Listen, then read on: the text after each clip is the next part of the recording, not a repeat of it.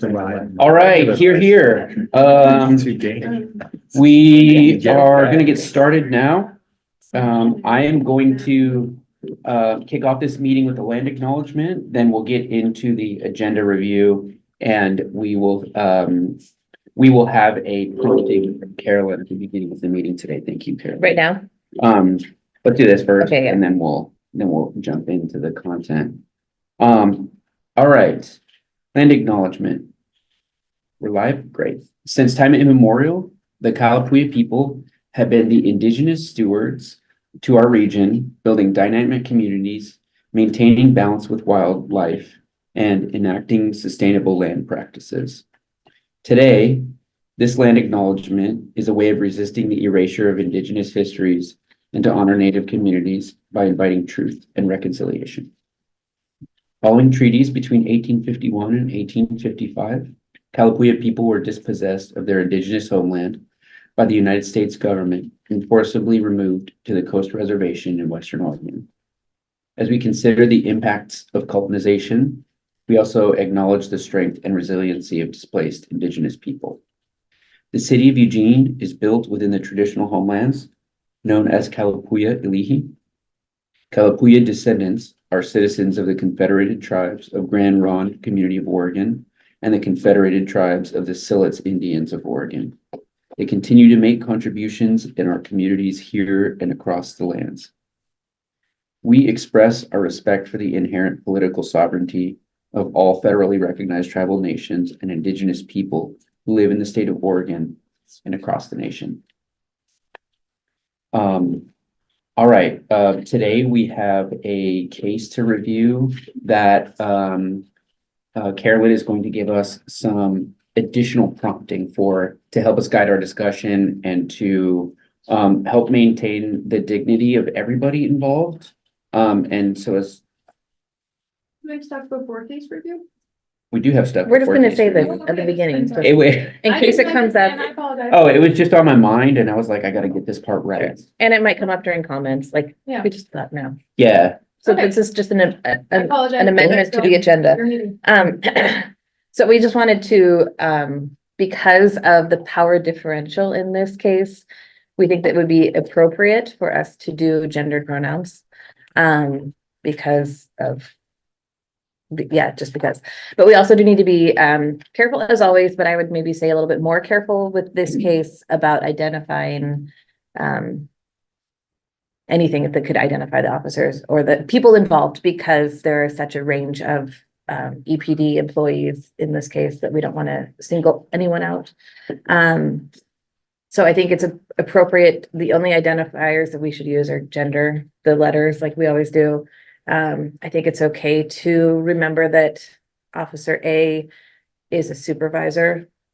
No, No, a superior. He, senior. but not- senior, yeah, not, Thank you. thank you. All those S words. And then, at times has been a field training officer. So did I get everything? Yeah. Are one of the allegations failure to supervise or whatever? Nope, I don't think so. No. That's not a supervisor. Is there anything else you wanted to add? that was great. Thank It you. was something. No, that was wonderful. Okay. Okay, so we're gonna start out with minutes approval from March, from the March meeting. We'll continue on with some comments from board members and commission liaisons. Then we're gonna get into a sizable case review today regarding conduct and respectful work environment. We're gonna take a break, then we're gonna hear from the auditor. We'll have some closing comments, and at that point, it would be time for public comment. And then after public comment, we'll adjourn and go home after a long and workful Tuesday. Let's remind about, since you brought up public comment, that it cannot be related to the case that we're talking about tonight. Thank you.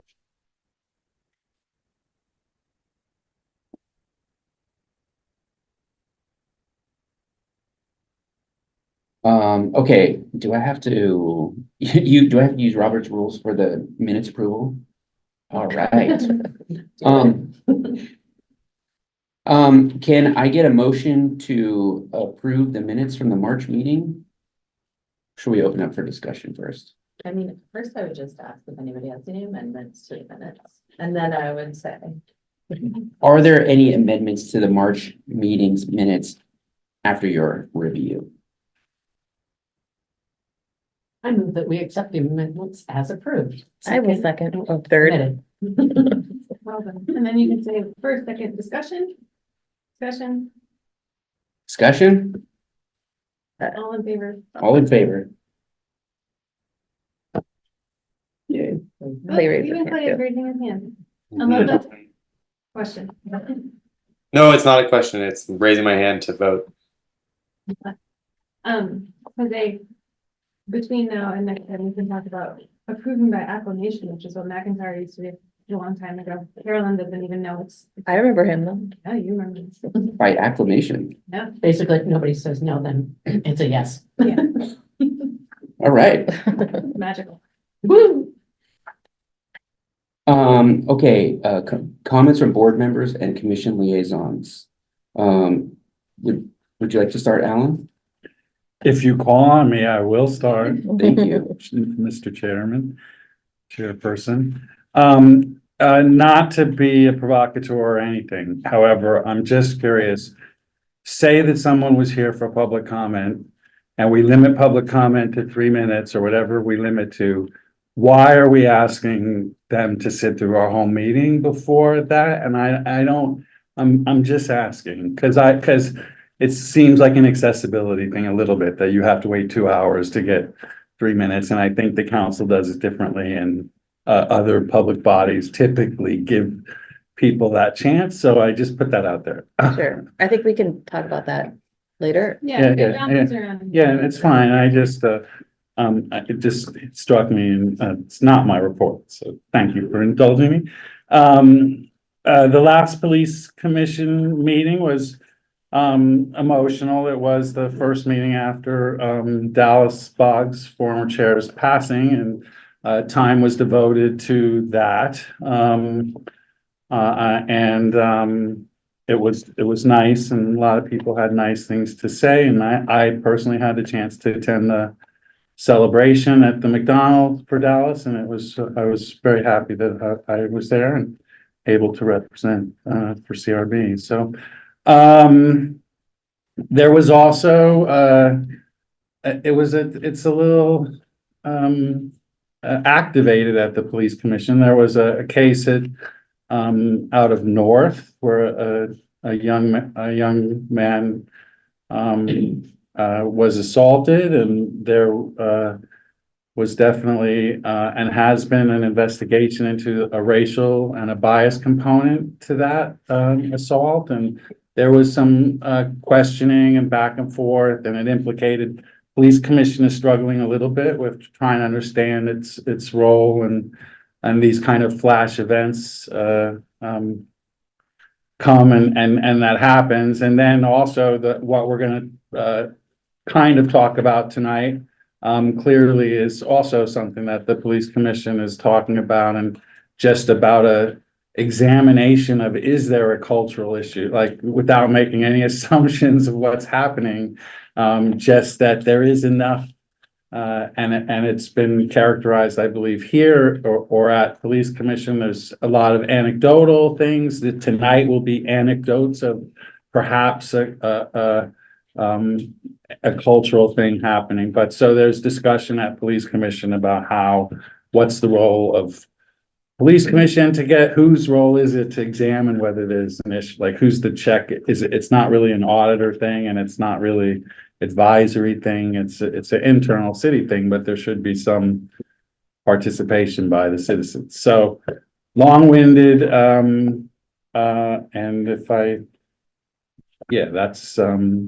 that's my report, so thank you. Well, Clay, are you with us?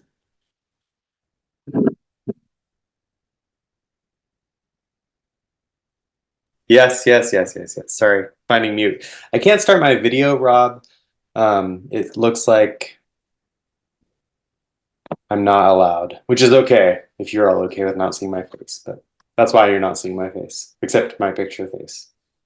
Well, we can see your picture. It's quite a Yeah, big. exactly. Ooh, now it'll work. Hi.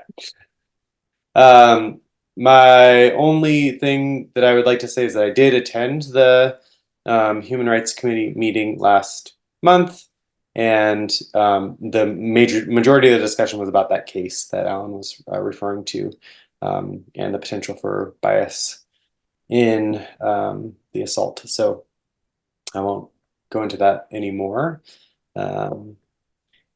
Otherwise, I'm sorry I can't be there. I have a bad case of poison oak that I can barely move with, so I'm at home. No one wants to touch me or be near me, so that's good. Thanks for joining us virtually. Yeah. Do you wanna go?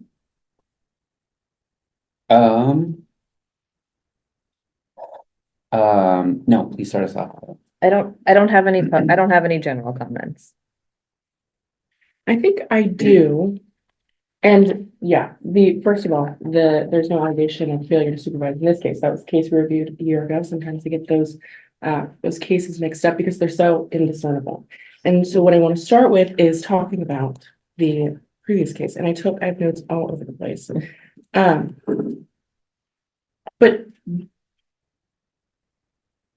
we're going to see things today. We're going to talk about things today that happened a year ago that we've already adjudicated. Different cases, but they're the exact same thing. The nitpicking on people's uniforms, literally adjusting their uniform, that happened in the last case and happened in this case. And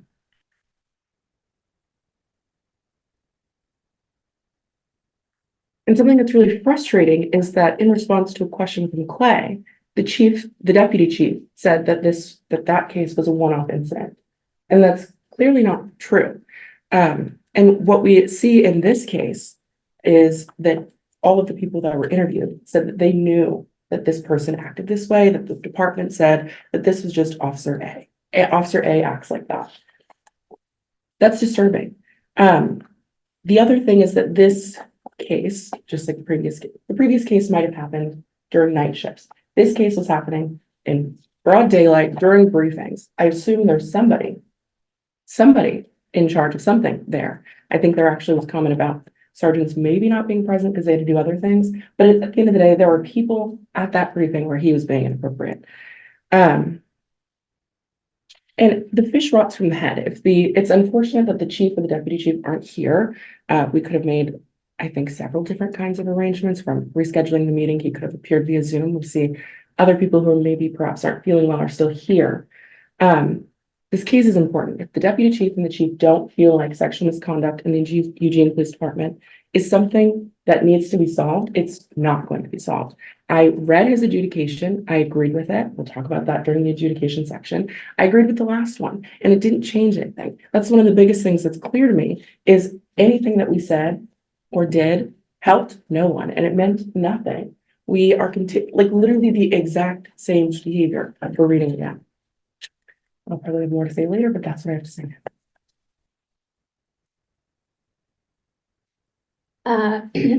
So with regards to public comment, I mean, the problem we were having was we were going so fast through our first two items that nobody was signed in to have public comment. And so we kind of moved it to later because it just made sense. I mean, certainly we can move it to a break time, but we were just finding that people were coming in 15 minutes after we started our meetings and they'd already missed public comment. So then a couple of times we would open public comment up. And so we were just, so that's, it has moved around, and I don't think there's any rhyme or reason. I think if we knew someone was here and had filled out a card to make public comment, or we saw them online, I think we would make accommodations, especially if they said, can I go earlier? As much as we have Robert's Rules of Orders to do our minutes, we're not the police commission as with regards to formality. I mean, if you've gone to police commission, it's just much more formal. It's like if you try and talk out of turn, it's like they're calling you on the carpet. It's like you didn't raise your hand. Oh, sorry. Okay. So I feel like I don't think we would ever shut somebody down and wanted to talk a public comment if they were here and said, I need to go in a half an hour, can I talk? So that's my comment in regards to that.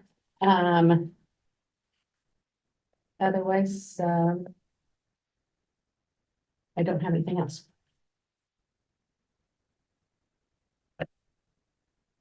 Oh, I'm not on your board. It's you. I, It's you, sir. just making sure there's space, yeah, I think there's gonna be plenty of time to comment on the case, but I was struck by the way that bad behavior was explained away. Often throughout these documents. I'm just framing my comments, foregrounding the kind of comments that I'll be making, with that regard. With that, we are at perfect timing, 5:50. It says on the agenda for case review, and it was 5:50, so we need great time. Yay.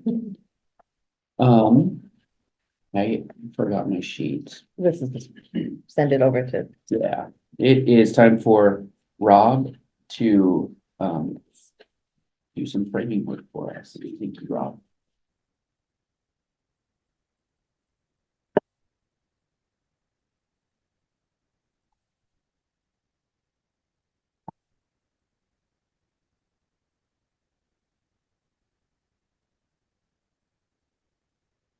All right, so here's our case summary.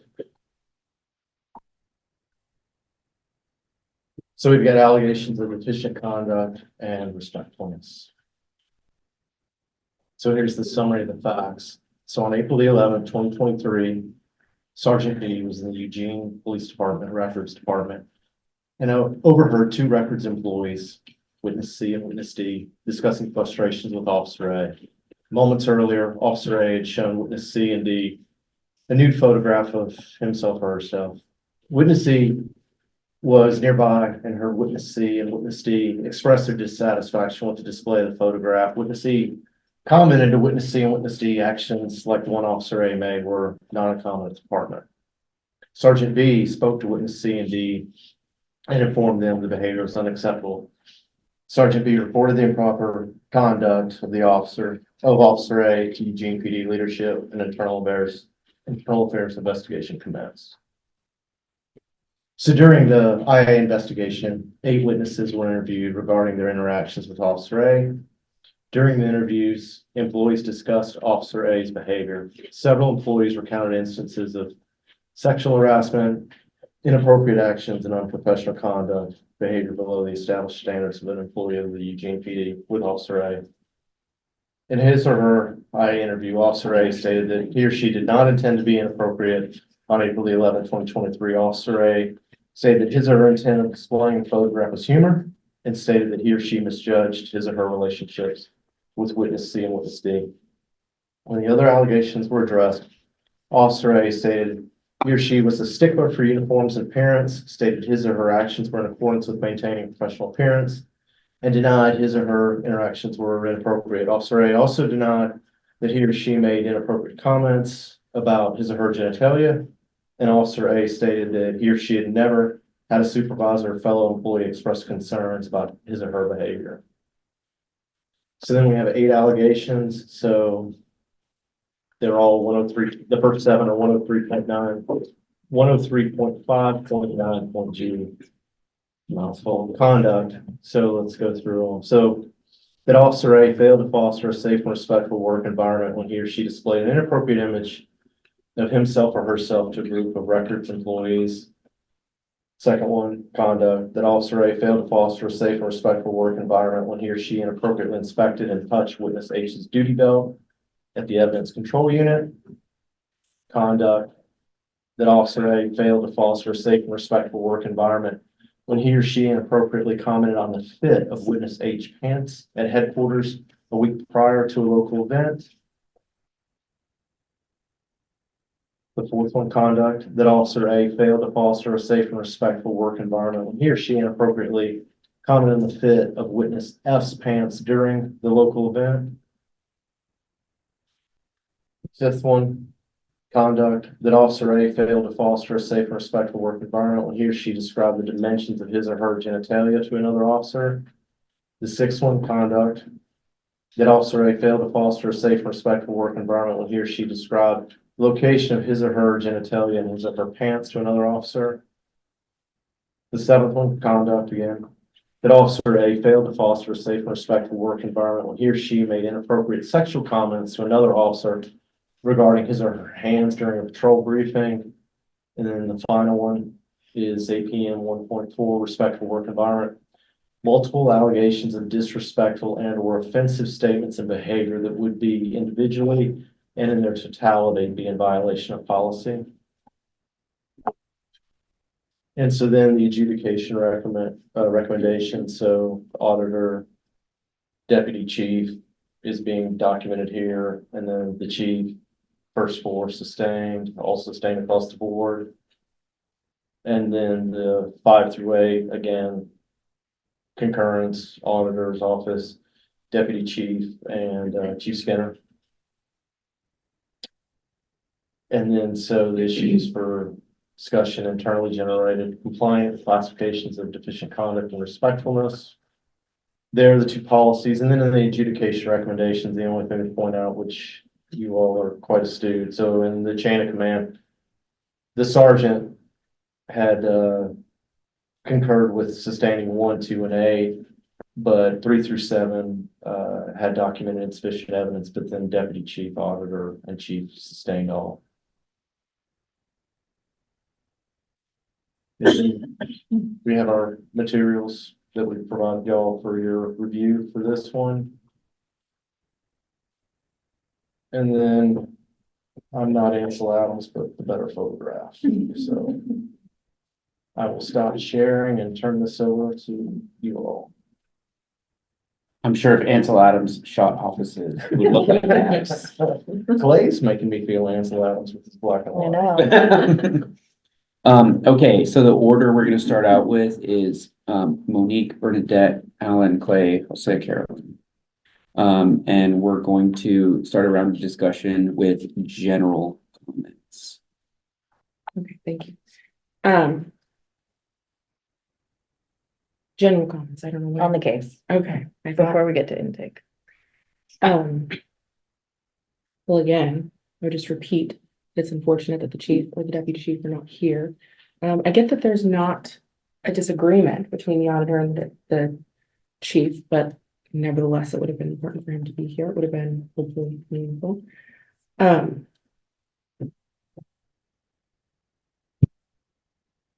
And I'll bring this up now, although in the last meeting, Alan had brought it up in the complaint intake and classification, but he had asked, how was this able to happen for so long?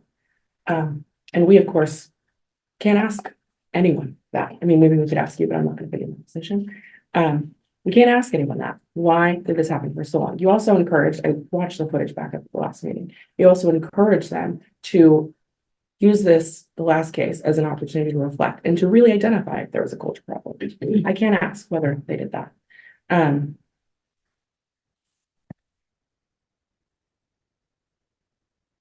I think that this case shows, again, what I said earlier, that this went on for a long time. Officers who had worked there for as long as 7 years said that the entire time that I worked there, from the beginning, that this was known. We knew that he was like this. That was in the ether, and it persisted until some little interaction in the records room stopped it. But this kept happening. And the other case that was absolutely similar shows that this is happening in multiple areas with different people. So those are my general. Thank you, Monique. I think what's interesting about this case is the generational divide that kind of comes into play here. So when I started in the DA's office in 1991, there was certainly a culture in the police department that was different than when I left and somewhat different than what it is today. How the female officers were treated. It's like, if there was ever a baby at the end of a car chase, if there was ever a baby, it's like, you had to make sure you had a female officer to hand the baby over to until DHS would get it. You know, it was just something like that. I've been told that that is no longer the case, that they make sure to have the lady there to take care of the baby. So I see that as progress. Unfortunately, we end up with a case like this where I kind of go back and reflect and think, but have we made enough progress?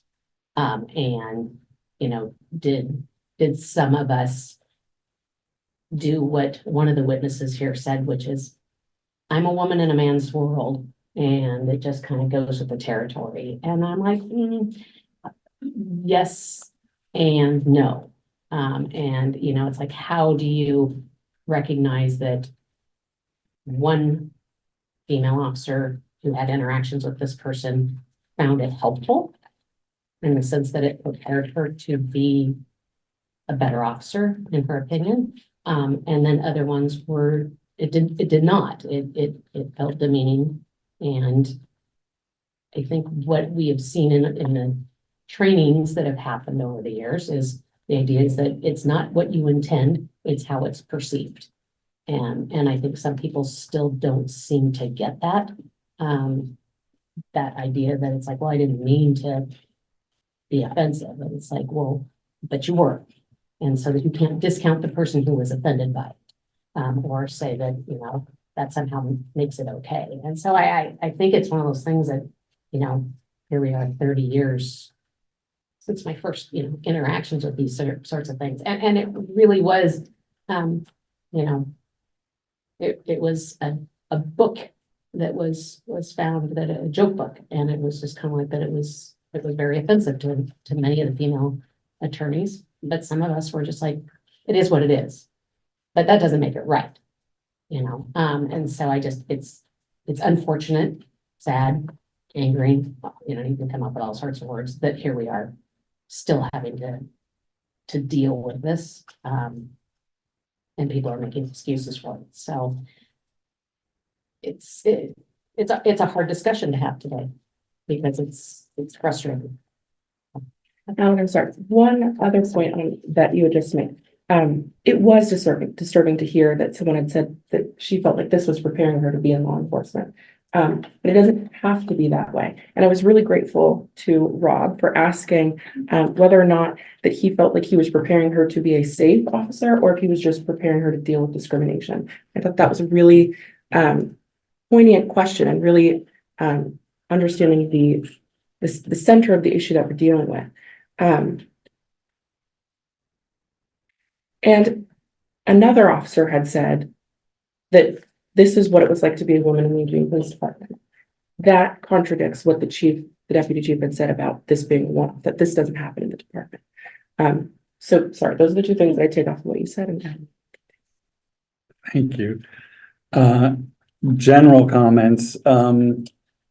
We keep running into this situation where the line IA investigation doesn't see misconduct as often as the supervisors or the chief or, you know, deputy chief. Once again, like a shout out to DC Adams, who, at least in his writings, Monique, gets it right, like, you know. And I totally agree with what you're saying, that we heard that it was a one-off. For me, like, the investigation by a male, like, I don't think that you should necessarily gender, you know, assign investigators, but the fact that only three sustained out of, you know, the officer is a name that I don't want to, Officer A, and I thank you so much for the gender clearance, because I remember a year ago being, you know, getting grief for saying there's going to be a time when we need to talk about someone's gender, and this is that time. So he's a name that I remember from 20 years,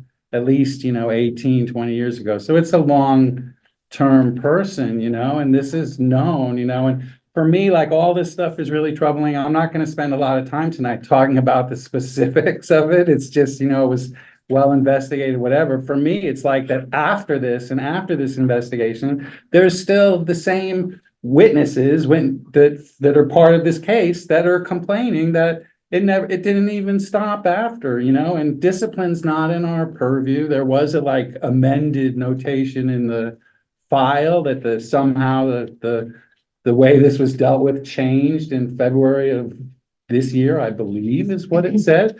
So I'm curious about that, but, yeah, so it's just, it's a cultural thing, and the big general last point for me is this, like, we have a little bit of an oversight gap. It's like, this is specific conduct being investigated and dealt with and disciplined and whatever happens, but what's happening, and then the police commission is advisory to the police, to the city and to the police. So it's kind of, where is the accountability that you're asking for? And I do agree that, one of those two command staff people should at least, try to be on Zoom or something. So thanks. Thank you. And I just want to jump in because I mentioned it earlier and I don't know. if I didn't hear. Yeah. I Okay. did. So DC Adams had planned to be here. The chief was obligated to go to a neighborhood association meeting. DC Adams got sick and he's. Hadn't heard that, Yeah, so no, thank you I'm for just- letting I'm me know. letting All right, you know okay. it was, Thank you. It wasn't a flight. I didn't an say it was a intentional slight. flight. I did note that, someone else is here who doesn't feel well. I know. So. I hope he feels better. So. Yeah, no, I just wanted to make sure that was in everyone's knowledge. Thank you. Thank you, Alan. Clay? Yeah, I don't have lots to add except that I'm excited to talk a little bit about the process because I do think that even in the review process, the the culture pervades. I think when we're looking at Sergeant Williams adjudications and it's not just in the day to day, but it's also in the investigation process potentially. So. Yeah, it's clear that there's a culture, and I don't know, as Bernadette was saying, that is what it is, but it needs to change. And I would have liked to have heard, what are the things that the police department, not bureau, are considering as changes. Thank you, Clay. Just a reminder to everybody, we're going to try to not identify use any identifying information as much as possible right now. This case reminds me of I want to loop back to something that Leah said a few meetings ago, and I'm paraphrasing you, so please tell me if I'm mischaracterizing what you said, that even the way I think about this is that even if we don't have much to do with discipline, the power of this board is in communicating that we have standards and that we are going to, there are things that we're not going to tolerate and that we're going to communicate this to our community, that communicate those standards to this community, I guess, and to the department and to the other folks and women who are in the department. So part of cultural change in civic institutions maybe moves at the pace of molasses, but I think that we're doing valuable work here.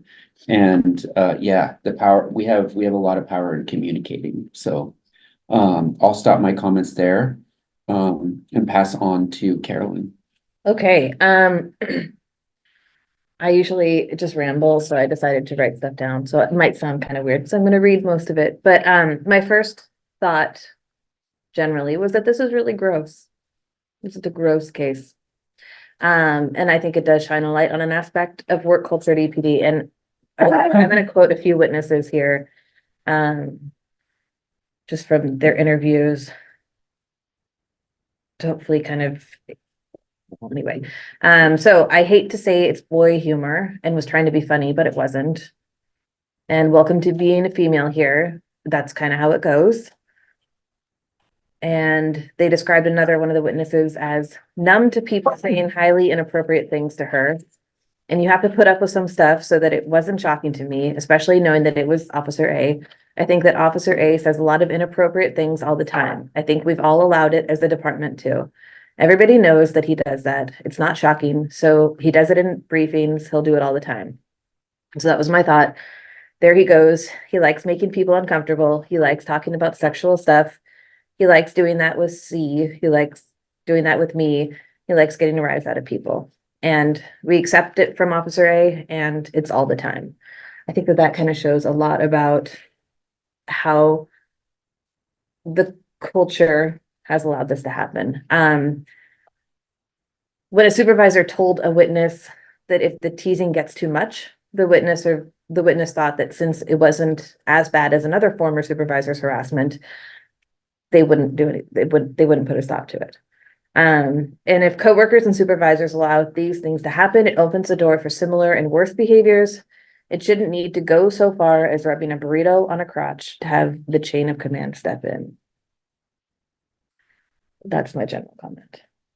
Thank you, Carolyn. I'll say, I don't usually jump in this early. Can I? Please. Okay, I just have a few thoughts. I think you guys are already started on a really great discussion, and I'm grateful that you are treating this with how you're treating it, right? I think there's a really good point that organizational culture is defined by the worst behavior it tolerates, right? And I think that in this case, and in the previous case that you all reviewed, we saw some really poor workplace behavior. And I really appreciate Bernadette's point about generationality. And honestly, in the 14 years I've been here, you know, I see a lot of change too. And a lot of the comments Carolyn just read, they talk about, you know, the time it's taken for this to be something that gets complained about, right? So I think I just want to, I'm not going to be like Pollyanna here, but we've been dealing with this as a team, you know, for almost a year, and it is disheartening and it's hard. So the things that have helped me, I guess, are that between the last case and this case, they are getting reported and they are getting investigated and they are being held accountable. And that kind of incremental change is hard to see and hard to deal with when you want the big change, right? The cultural change. So it's kind of a balance of just acknowledging it's disheartening that this comes up, that these kinds of things happen. And also, I'm very grateful that we're in a place, both the auditor's office and the department, where these things are getting reported and investigated thoroughly. So just want to throw that out there. And I will let you all talk about it. Thank you, Leah, and we will certainly look forward to more comments if you have them. Thank you. All right, so we are now in the round of discussion for complaint intake, classification, and monitoring. And we'll start out this round with Bernadette. So kind of overall comments, I'm not sure that there's actual answers that would be given to these. I thought it was curious that there was a union representative there for all of the officer interviews. I thought union reps were only there when it was the investigated officer. So witness folks can have representation there also. Okay. In this case, it was interesting because it was internally reported by one person, and then we sort of just said, who else should we talk to? Most of the folks who ended up being reporting parties were originally brought in as witnesses and then asked to have a union rep with them, or we were invited to have a union rep with them. So that's kind of how that happened. The unions kept a separation between the representative who was there for the involved employee versus. I did notice that. Yeah. Okay. Yeah. I also think this was the first time I've seen that there was HR involved in that as well. Yeah. Is that part of protocols that says when they will or will not be involved? So basically, the case that you all previewed a while back, HR was involved in that one as well. So basically, if there's a case that comes in that is sort of a mix of policy violations IA and policy violations HR, we try to team up with them. We've tried a few different things over the years, but this seems to be a fairly good model where we team up and we just do the one investigation. So we can cover all of our bases in one round instead of multiple.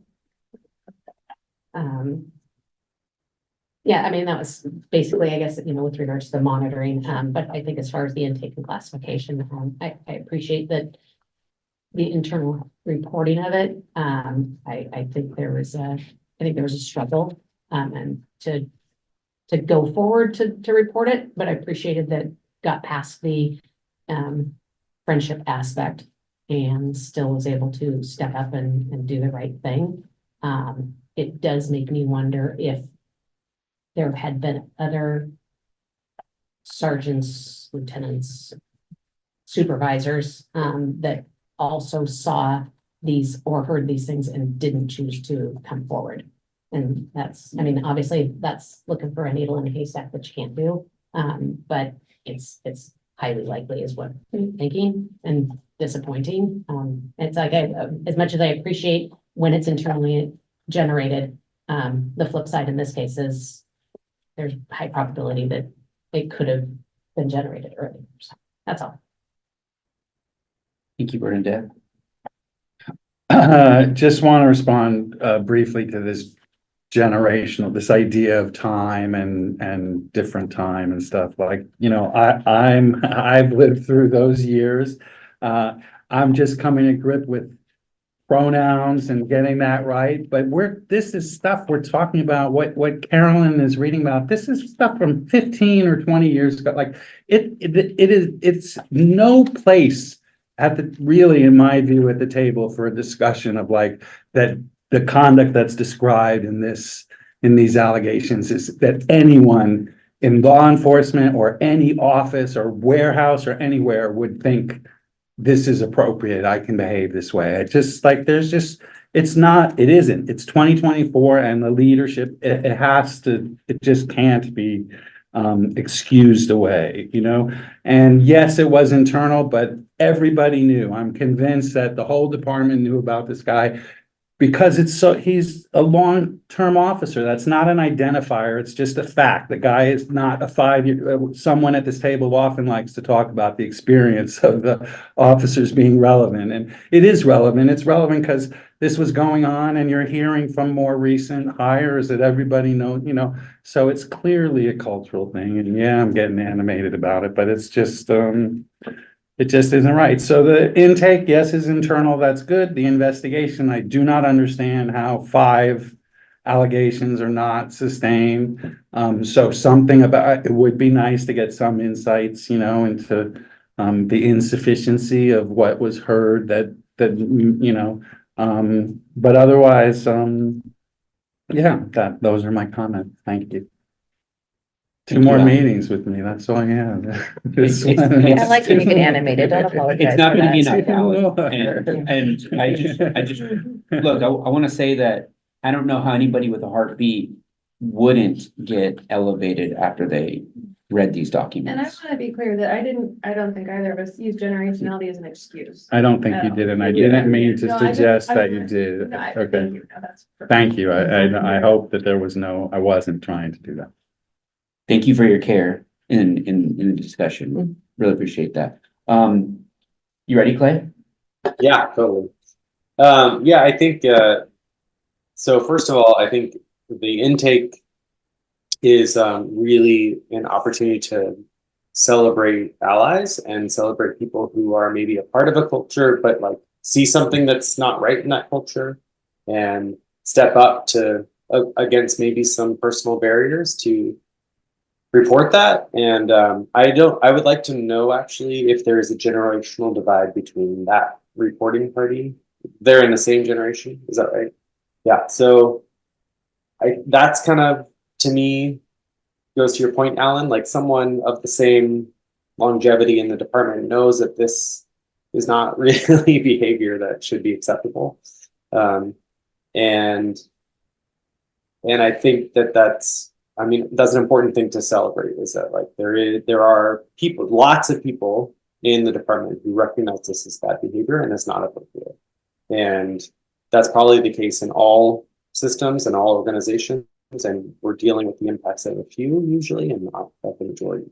But at the same time, you know, we're going to talk more about how this is still a cultural thing that has been not reported by many people, it seems like, as Bernadette had said too. So in terms of intake, I'm really glad to see that there was a report that was given by someone in a similar context. And also not something that happened to them or not something that they've really even been a part of, but something that was really tangential and that kickstarted a thought process of like, oh, I need to have like at least use whatever like power that I have to support someone else in this department who might not feel like it's their place to step up and have a voice. And that is really important in dominant cultures, to step up into those roles and feel like you can take a stance on something that you think is right. So I think in terms of this round, that's all I want to say. Thank you, Clay. With regard to the investigation, I think,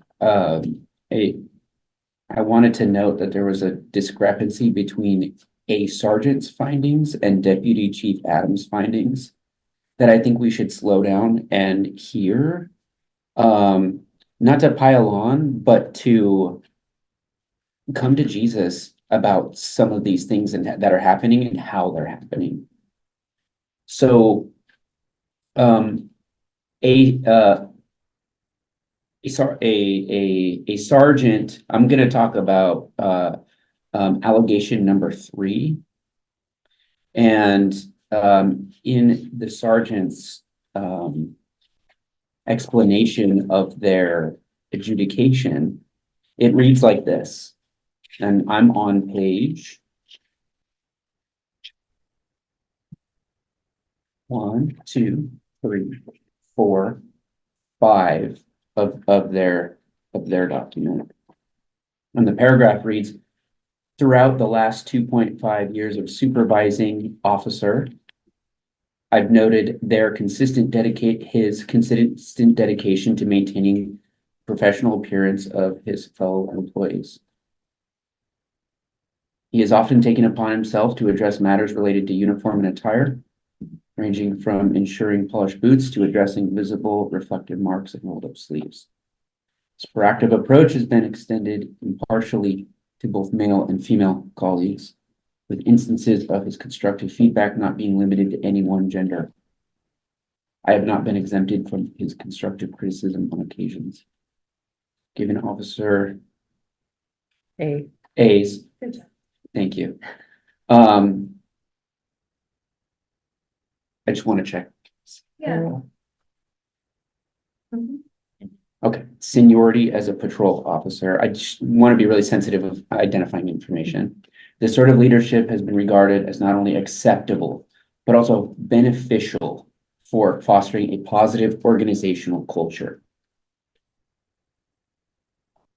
Making sure I'm in the right document. Deputy Chief Adams.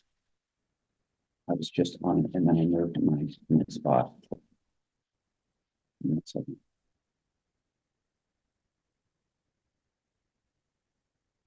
I'm going to read Deputy Chief Adams' view on this allegation.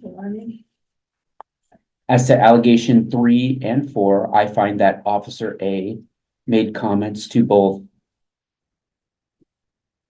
and about their pants fitment. I'm just going to read slow so as to not identify.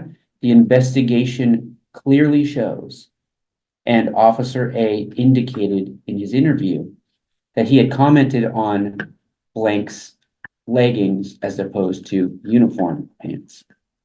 Officer A played this off in his interview by stating, quote, "It was fine.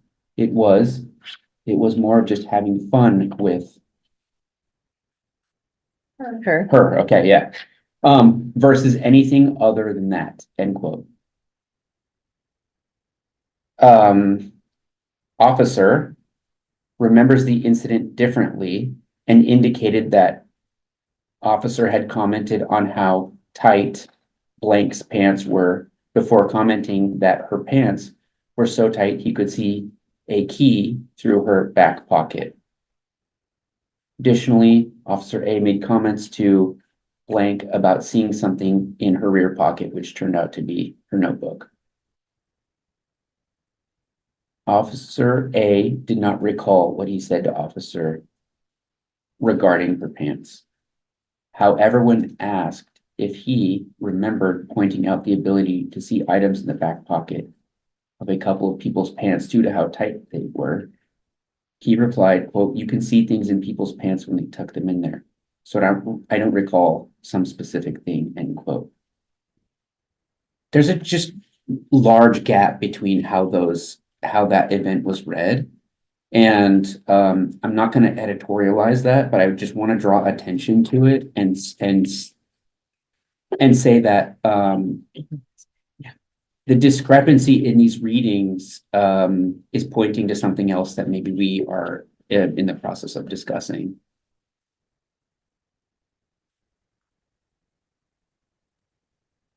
Allegation number 5, the comments about the penis. I want to note that the sergeant found insufficient evidence because, quote, "the information about this incident is vague without a timeline or a context." The standard for investigation here is shockingly low. I would say unacceptable. And especially when it comes to learning and recognizing gendered power dynamics here, this is a spot for us to maybe slow down and think about that.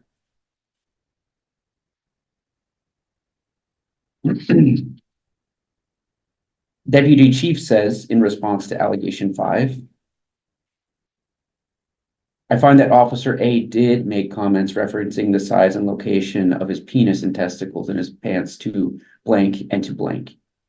These comments, sexual in nature, violate department policy.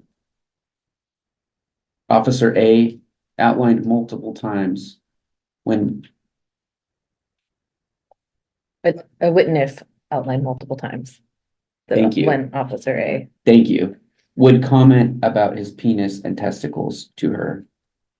In her interview, The witness. stated Officer A had said, quote, 'I don't have a very big penis, but it's thick like a Coke can. It's short, but it's thick,' end quote. Additionally, witness stated that Officer A had told her his, quote, 'balls hung low,' causing him to sit on them, and continues to tell her the problems he has with his low-hanging balls." I think I chose to read this part out loud, not to make us all uncomfortable, but to, I think, follow Clay's comment that to celebrate the fact that we have allies and good people doing good work in this department. So it's not all doom and gloom, but I would like to say that I find the discrepancy between these shocking, and I'm glad that there's a chain of command and that we have, like kind of how we engineer a bridge, we have redundancy built into this process. And it's working. It's tough to come to grips with the fact that it took this long to work, but it is working. And I will end my comments there. I have a lot more to say, but I don't want to take up all night. So thank Can I you. ask you a clarifying question before we move on? One, are we not meant to identify the investigation team? So, good question. I was just about to jump in on that. So investigating is Joel's here. Good job, Joel. Sergeant. Sergeant Peckles did the investigation. We're fine to talk about Sergeant Peckles. As you all know, he doesn't do the adjudication. That went to a different sergeant. We're trying to not use that person's name because that is a specific team, right? Okay. But the DC and the chief are, everybody knows them. Yeah, that wasn't clear to me, so sorry if I said that name earlier. The second question is, I just want to clarify the difference between what you just said, Leah, which is adjudication and investigation. And so I'm not sure that that was totally clear in the comments, Jose, that you meant. You were talking about the adjudicating sergeant and not necessarily the investigation, I think. So I just wanted to clarify that. Saying you don't want us to say the name of the sergeant that made those recommendations. Correct. Gotcha. Yeah. All right. Thank Yeah, you. and Chain of I wanted to command. thank you, Clay, Thank because I wanted to draw that line of the investigating sergeant is very different than adjudicating, the first line of adjudicating sergeant. Yeah, I've been writing down notes on how to ask that very question. So yeah, thanks, Clay. My turn. Mhm. Okay, first of all, before I get into my lengthy comments on this section, I want to comment again on what Bernadette and Leah and Alan were talking about with the generational stuff. And I think, I agree that it isn't necessarily generational, but there is a quote from Officer A that I just kind of want to share. When asked if he would normally ask for consent, if he was going to touch someone, he kind of like roundabout talked. And then at the end, he says, but obviously now you have to ask for permission to touch someone to do that. So, you always had to do that. I just want to point that out. Like, that's always been a thing. Just because people are standing up for themselves and saying that they're demanding that people ask for consent, everybody has always deserved that space to give consent before being touched. I just want to put that out there. Okay.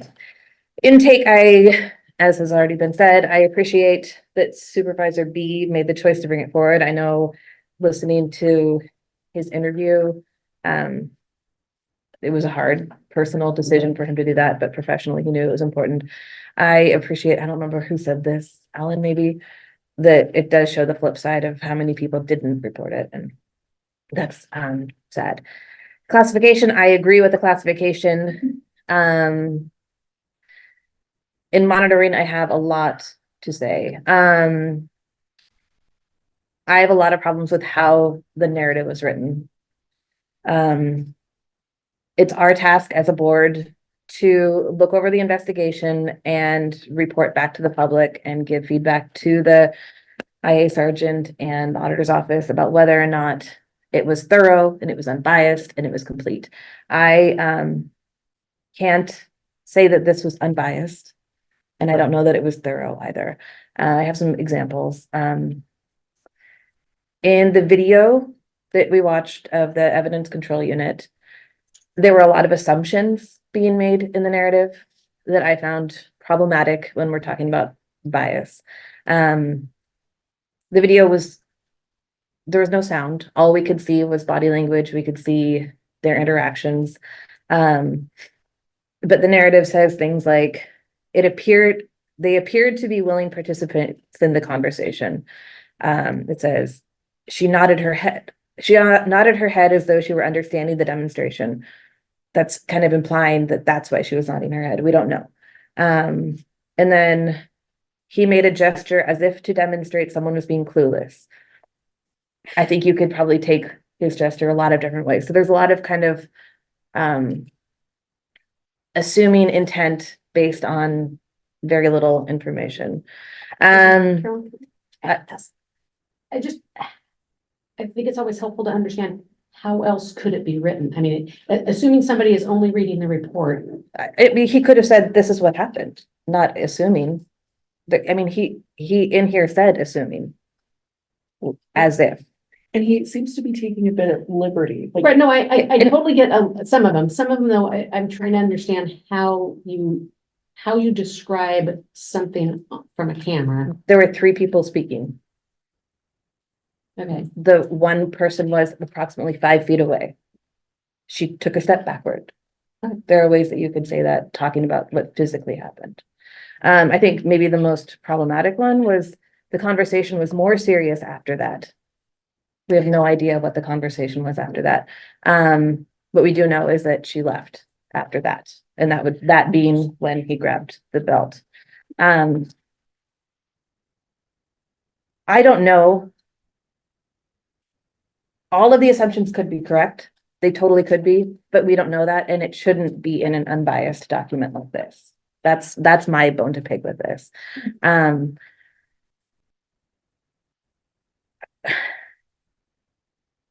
And also just specifically the one that the witness involved appeared to be a willing participant in the conversation is a very icky phrase for me to hear, because it leads. Now, maybe this is me assuming something too, but like what that phrase brings up to me is that it's justification for Officer A to have touched her because she appeared to be a willing participant. And I think if we talk to like a college kid at the bar who was flirting with somebody and then they get assaulted by that person, we can't say, well, they were a willing participant in that conversation before they got assaulted. We wouldn't say that, and I don't think we should say that here. Again, with the interview with Officer A, there were some differences in representation on the page than what I heard in the interview.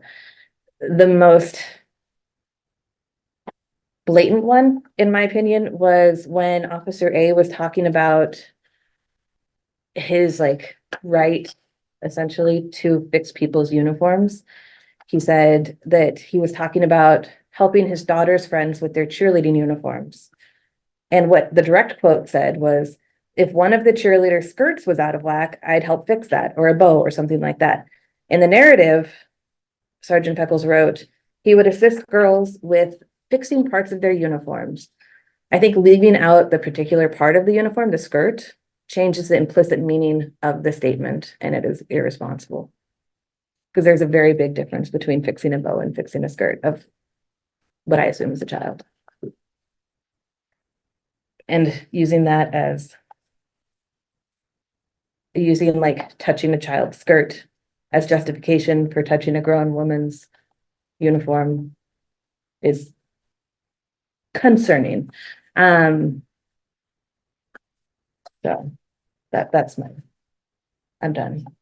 Thank you, Can Carolyn. I ask about, you said you had concerns about thoroughness, and that's, Maybe not thoroughness, maybe just the unbiasedness. okay, Yeah. I wanted to, And I guess thorough, I think what I meant was thorough in like kind of that one, like when you say fixing part of their uniform, it's not a thorough explanation in the narrative okay, if you're not. But yeah, I think, I mean, you interviewed all the right people. thank you. Mhm. It's good feedback. Monique? I want to thank Jose for taking that time to go back through some of those adjudication decisions. Excuse me, because I think that that was important. If it was left up to that sergeant, is he a sergeant or a captain? Sergeant. Sergeant, if it was left up to him, some of these things would have been okay. And Alan, you mentioned earlier, the deputy chief's adjudication was well written. I agreed with the logic behind it. I thought that it was really forceful. I think in one point, he says directly, there's no justifiable reason. Wait, hold on. Whatever, somewhere in here, he says directly that you should not be adjusting people's uniforms. That's like, you should be saying that. And I think that, Monique, sorry, real quick. Do you want, I found it right here if you want to read it. sure, do you want to read it? Commenting on the fitment of a woman's pants is unacceptable. Any assessment of the fitment is based upon observations, and there's no justifiable reason for Officer A to be conducting and especially articulating any thoughts or opinions regarding the fit. Yes, thank you. And we'll talk about that. I'll bring that back up during training, during the training section. What I'm gonna say is that he just, like, we're almost past the point of training. Like, you need to sit people down and you need to tell them directly, you shouldn't be touching people's uniforms. It's not your job. Don't take it upon yourself, as the sergeant said, this officer does. Don't take it upon yourself to criticize people's uniform. Get over it. Deal with other and more important things. And then I want to go back to a little while ago, where it was mentioned that one of the officers had said that they feel numb to this kind of behavior. And I think that's what this department has done. It's because they've not done anything, because they think that these incidences are one-off, women have no other choice but to be numb to this if they want to keep working there, which they do. I mean, I was gonna say, I'm sure they do, but there's no question that they do. And then there was, somebody had made a comment about what it opens the door to, if, like, what officers are doing here can open the door to. I said last time, I don't know how any of us on the outside is supposed to feel comfortable reporting things to the police department if this is who we're reporting it to. There is data that shows that if you're reporting being a victim of sexual assault or violence of any kind, domestic violence, that you're at more risk for police sexual misconduct. That's a disturbing fact. Another thing that came up in this case that was really disturbing, and this is a part of what people knew, is that whenever they would drive by a group of high school girls, the quote was that he was just loving, eating it up. That's disgusting. We're talking about children. Another data point is that of 2 states that were studied, 25% of police officers who were, I don't know if it was that their license was suspended or that they were no longer allowed to be police officers anymore, was because 25% of those cases were based on sexual misconduct with minors. This is a serious problem, and it was actually quite shocking to me that that showed up in the notes that you could just have read it over. That's a big deal, and it's unacceptable. So what does it open the door to? It makes it more likely that people who are reporting violence or are subjected to violence are going to be victimized by other officers, because this environment is just festering without being handled. Now, with respect to, I don't have anything to say about complaint intake or classification. I thought the monitoring was sufficient. I thought the investigation was sufficient.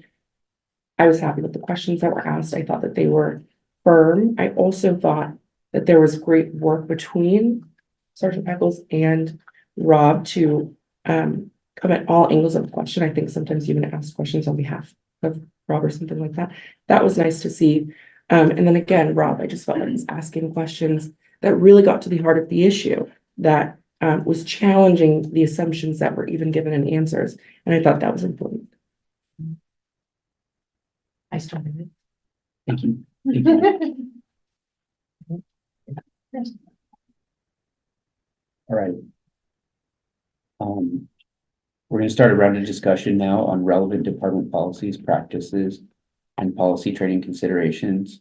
And before you start, Alan, just another, some more positive reinforcement on the care that we're all given to this and the language you're using. And I just want to say, Alan, even if it wasn't part of your habit, the move to use gender pronouns, what you're showing is that you're trying, and that's really what we're looking for and asking for here. So keep up the good work.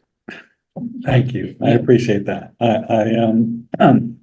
It's not a struggle anymore. And now, as soon as it's not a struggle, we suspend it for a little. I would like to ask the auditor just a couple kind of riffing on Clay's question and making sure I understand it, because the IA investigator investigates, and we see in our materials their complete report of the investigation. But we see, in this case, an unnamed sergeant's adjudication recommendations. And you mentioned a few minutes ago, identifiers could put it on a team or something. So when we see adjudications because a theme that I've been raising, and I'm kind of shocked, there's some traction, like I'm used to just flapping in the wind, but there's traction to this idea that we're seeing a disconnect between the officer, the sergeant, whoever, repeatedly now. Like I know I'm saying this just about every case. We're seeing Deputy Chief Adams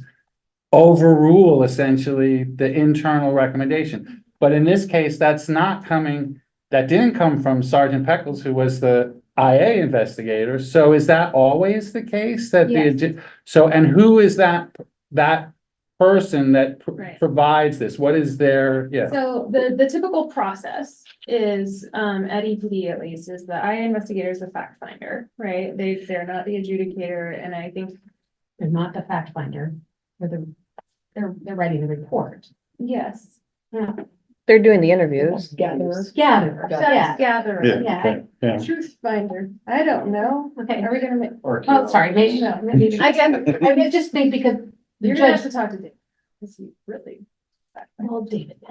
Because I mean. They don't determine, is The why. finder is one of the determiners. Yeah. So. Yeah, Sorry. yes, investigates. Investigate Okay, all right. along with us. Good. And then once that investigation is complete, it goes to the involved officer's chain of command. And then we confer with that chain of command. So we're the only ones who are both investigating or monitoring and participating in the investigation and making an adjudication recommendation. At EPD, those roles are separate. So we have IA investigators doing the investigating. And then once that is a complete investigative report, it goes to the involved officers, chain of command, so sergeant, lieutenant, whoever, or if it's whoever they're. All right, so someone lower level gets the benefit of your report, the IA report, and then is a supervisor of the involved officer, and they make the first recommendation reviewed by the deputy chief. Sometimes it stops there, sometimes And the I should chief. say, yeah, we have a conversation. Typically, for the most part, I will speak for myself. I don't have mine written the first time I talk to a sergeant. I probably know where I'm gonna go. But I frankly, if they're gonna write something that agrees with me, then I know I don't have to do as much. But so it kind of just depends. At what point. All right, it's written. thank you, thanks. And I don't want to speak empirically, like without the evidence in front of me, but I do know that it seems frequent that it is a more lenient or a not sustained, like not a finding, insufficient.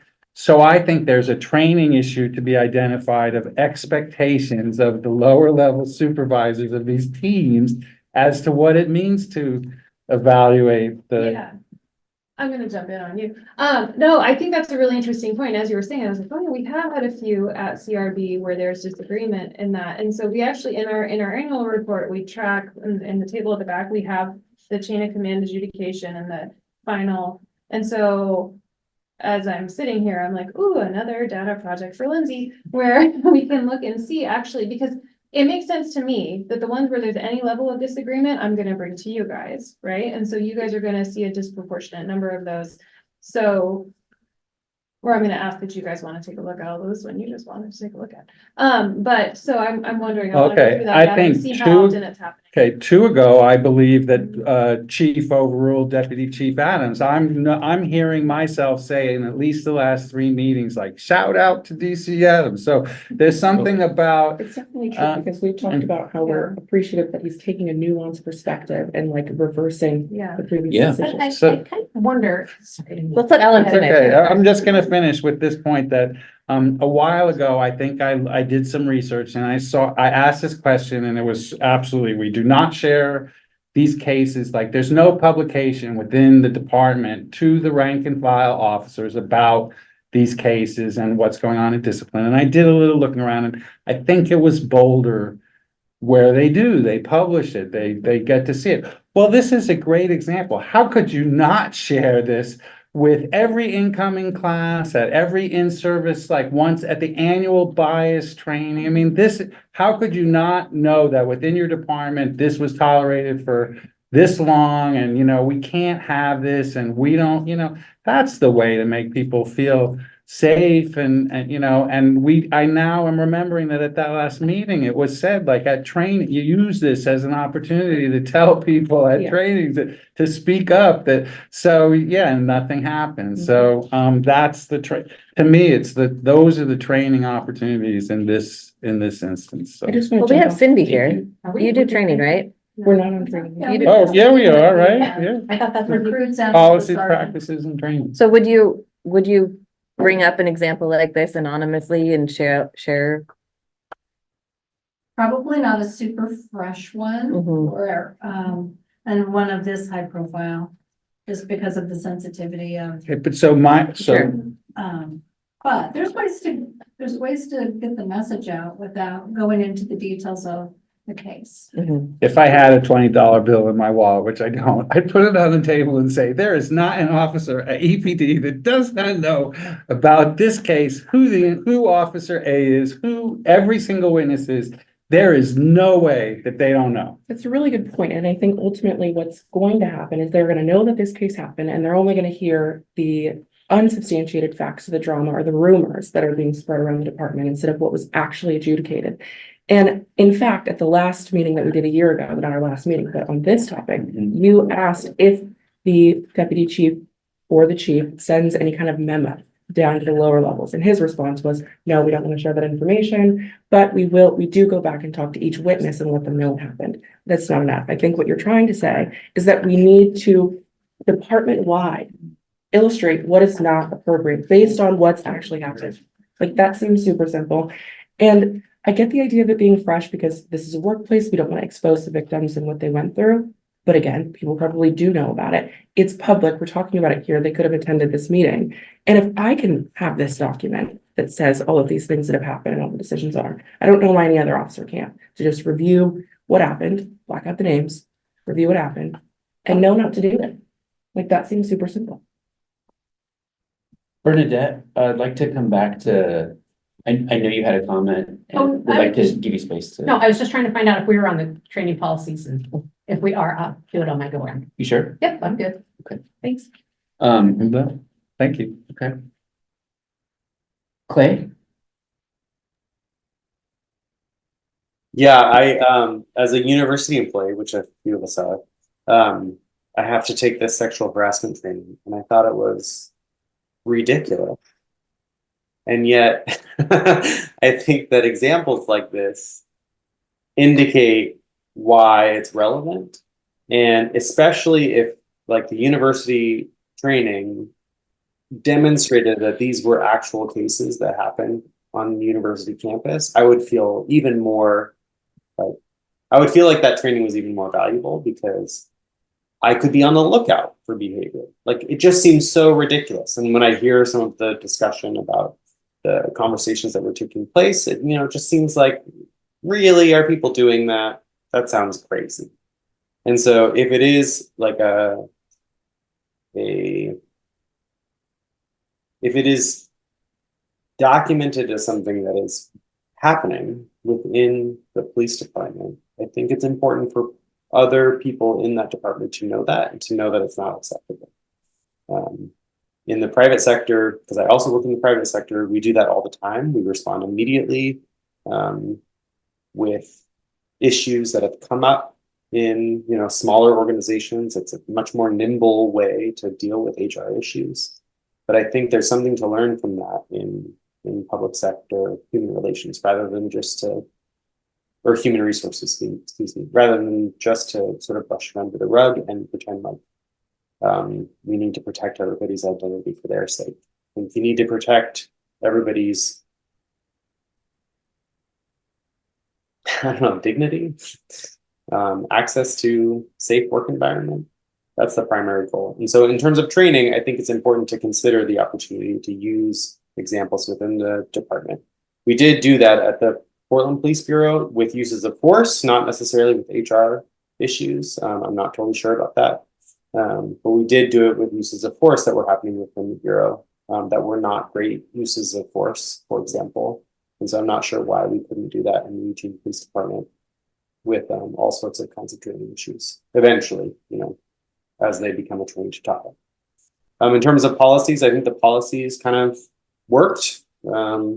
We could sort of judge this case based on existing policy, and HR was there in addition to internal affairs and the auditor's office. So I think that was fine. That's all. Thank you, Clay.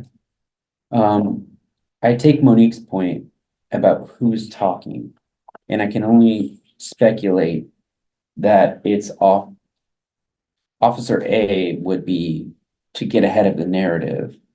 So it would seem I would have more questions at least about how this is communicated and disseminated. And of course, I know that with an organization as large as EPD, that is a very complicated process and sensitive process, and that we would foreground those who've been victimized so as to not re-traumatize and re-victimize them specifically. But yeah, I take your point, Monique. That's the I have some questions for this round. I'd like to know how are commanders trained to investigate in forensic fashion? Like the IA team? Yeah.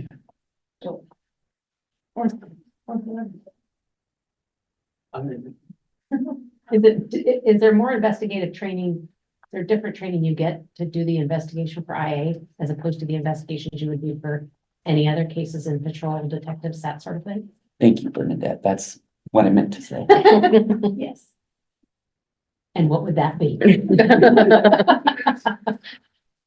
Definitely more working around workplace rules and laws, and taking that into consideration. Really what I went to a week-long training in Texas that kind of just went over the internal affairs investigative steps and whatnot. But yeah, I mean, the majority of it is putting together those pieces similar to a criminal investigation, I guess, but having to take into consideration all the employment laws and whatnot also. Yeah, I mean, I can imagine that, it's a different kind, again, speculating, I'm not an officer. Think I'm trained in a different kind of investigation. And so, my question is not to, put heat on anybody's feet. But to, kind of understand, yeah, it in that way, and I imagine that, investigating your own folks, so to speak, as an additional layer of complexity and difficulty. And I just want to be I don't know, genuine and honest that when it comes to bias, I don't think that I'm glad Clay mentioned the University of Oregon, of which I'm also employed. I don't think that we're any better at that per se. And that implicit bias is something that we constantly kind of need to be refreshed on and take seriously. Thank you for that question. Is there also socially scientific data that we're aware of that points to, say, best practices for how to attend to workplace cultures like this? Specifically what seems, I'm gonna editorialize here, and so please, anybody feel free to change my characterization of it, a kind of like heteropatriarchal workplace culture. I don't know. I mean, I think as far as cultural change, systemic change, I think typically that's something that I know folks I know in HR are working on a lot. I think it's not something, well, I should say, as a leader of my office, right? I take in a lot of information about who I want to be as a leader in my office, right? As sort of Ellen was talking about earlier, our role here is, or my role in this office is to do the specific investigations, specific misconduct things. So as far as like cultural influence for a huge organization, that's not gonna be my area of expertise. Sure, and I'm only asking, because if we're talking about policies, practices, training considerations, I just had this thought, I don't know, I should have thought this earlier after serving a couple of years on the board, that these should be data-driven decisions. These should be empirical decisions, and maybe it's a good thing to, maybe it's a good thing for EPD to think about it in that way. Yeah. Well, and I do think, I mean, as far as data, I think I've talked to you all about this, or it's been in the reports, like there's, obviously there's qualitative data, of which there's some in here for sure. And then we're trying to work with city partners to gather quantitative data around recruitment, attrition, promotion, all of those things. Yeah. So that we can report out on that. I would say overall, like gathering qualitative data at EPD is going to be a big ask for an external auditor organization that's heavily identified with IA, right? I'm so sorry, Leah. What I meant, is there scholarship in like HR or some kind of business administration Yeah. that would point to how an organization heals after a sexual predator, eviscerates Sure. its workplace culture and intimidates women and makes it a place where this is allowed to happen, kind of thing? Not you going out Thank you. and getting data thing. Yeah. No, I mean, I hope so. I'm not sure. I know, I mean, this is not really what you're asking, but I have looked into a lot of sort of national resources, national organizations who are looking at generally women in policing, right? And how do we enact policies that promote women in policing? How do we enact policies and recruitments that are actually going to bring women into policing? And so there is that out there, the sort of specificity that you're asking about, I'm not sure. And I don't have, But PERF and the 30 by 30 initiative are both huge national initiatives, organizations working on this issue writ large, Yeah, if that makes sense. no, that's really heartening to hear, and of course, I have confidence that the police auditor's office is making data-driven suggestions when it comes to like policies, practice, and training considerations. I think this is the first case where, again, I feel a bit embarrassed saying this, where I would be making a recommendation that's informed and not just about how I feel, given the stakes of this particular case. So, yeah, I don't know. I don't want to make any recommendations right now without that, so as to do right by everybody. Yeah, so not copping out, just thinking out loud. Thank you, Karen. Okay, I have a few things here. Officer A couldn't remember the situation that I already talked about at the evidence control unit, even after he had the chance to watch the video. I find that a little bit concerning. I don't know if this is like a training or I don't even know where this would fall, but it concerns me that you can't remember something from a month and a half earlier when you just watched the video of it. And that, I mean, it concerns me not just for this, but like if he is called to be a witness, like officers are called to be witnesses sometimes, right? Like in the court of law. I'd be concerned that what they're remembering isn't accurate.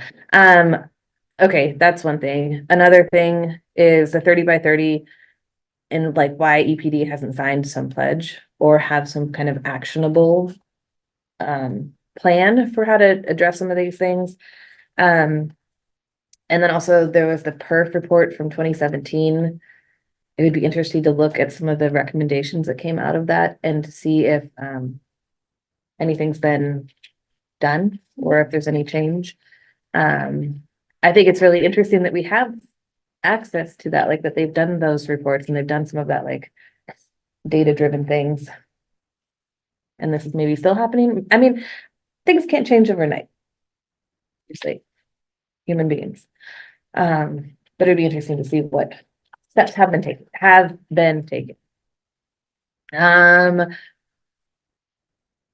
Let's see, I think this is maybe in a practice. I have problems with some of the boundaries that Officer A talked about. And this is maybe like a cultural practice within the department. I don't know if this is where I should have put it, but this is where it is. This is a quote from him saying, sometimes guys do go too far and women need to say, hey, whoa, and people need to respect the boundaries and they set forth. And I know that there's the baseline of boundaries on how you should behave, but those boundaries grow and shrink as relationships evolve and go back and forth. And so, no, I wouldn't think that. And I encourage people, if they have problems with people, to talk to them versus just keeping it in. That statement is so problematic. And it shows me that he has no understanding of what boundaries are, even though he's talking about them a lot in that sentence, for lack of better words. It shouldn't be left up to a woman to tell a man when the boundaries have been crossed, especially in a systemic culture like this. While I appreciate Officer B stepping up and bringing it forward, how many people didn't, and how many witnesses side and just said, oh, if the woman has a problem with that, she should tell somebody. That's just Officer A. That's just Officer A. Yeah. That's also like, if you're leaving it up to the woman and saying that's just Officer A, that just feels more like victim blaming than anything else. And then on top of that, we have the power differential of Officer A being a man, which gives privilege, especially in an industry like this, and him being a supervisor. A A distinction with that difference. superior, no, There's a difference. What is the difference? They're not reporting to, okay, he has seniority. He has Seniority. been a training officer at different times. But like direct supervisor, as in like you're deciding what my performances and it is a little different. I would say it's not a distinction, but a difference. There is a difference. That makes sense to me. And also. But so what I can say Sorry, is but he, yes, he but there's does, still a power difference. he was over them in the organization of EPD. He was, Just by seniority. Yes. Like an older sibling. He had the Yeah. power to say your outfit's inappropriate. He didn't. Well, he didn't have the power, but he said it, and Right, choosing to take that power and do something like tell somebody that someone with less time on the force Yeah. is doing something wrong. well, the sergeant had training. said he takes. Right, yeah, I'm not saying that what he Yeah. did was right, Right. but what I'm saying is it's not unusual for someone with seniority to tell somebody who's newer on the force, male or female, you should really do it this way, or have you thought about doing it this way, or your uniform's not looking right. And there's still a And- power differential. There absolutely Yeah. is. I mean, it's seniority always has a power differential. I Okay. mean, you, Yeah. well, I should say you always. More often than not, you look up to people that have seniority, that have experience, because you assume, sometimes rightly, sometimes wrongly, that they know the better way to do things. Right? And so I think, I think it's easy to see that because Sergeant was or not Sergeant, the Officer A was a field training officer, it kind of feels like they were a Yeah. supervisor, Mhm. but they weren't. But They were weren't still like just, a direct report situation. So the difference being just that they don't decide where the person goes and they don't rate performance reviews. They don't, they're not the supervisor of the person. They're not determining whether that person gets, You're not the boss of me. yeah. That's person doesn't have to live. It felt like that. No, And it totally. was- And I want to be real clear. I am not debating that there was a power differential in seniority and all of that. It's more just for accuracy purposes and also frankly, because we dealt with a situation with an actual supervisor recently. That's getting confused and I'm trying to keep it clear. That's all. I appreciate the clarity. And I apologize for my miswording. And that totally makes sense. Like, you know, my background's in education, so the principal is the supervisor. There might be older teachers there who can help, who you might look up to. And you might take their word as official word where it's not. I understand that. But all that being said, with his seniority, that does create a power differential, and it would be really awkward and uncomfortable for anyone to speak up against somebody who has not one, but two levels of power over you. Another thing, this is maybe practice, training, I don't know. It kind of, I mean, I've been wanting to go on a ride along. I've thought about it. There's a lot of talk in here about an officer who brought another female person on a ride along. And that in, I don't know, what is it called? Briefings, they were making fun of that person. I don't like. It makes me uncomfortable to go into EPD knowing that people might make fun of me. And that's my insecurity, and not necessarily because I'm a woman or because I could be somebody's whatever, like sexualized. I don't know. I would feel that same way about like going into Jose's office and hearing that everyone was talking about me after that. It's gross. Mhm. So now I don't know. It's not welcoming to the community. I'm done.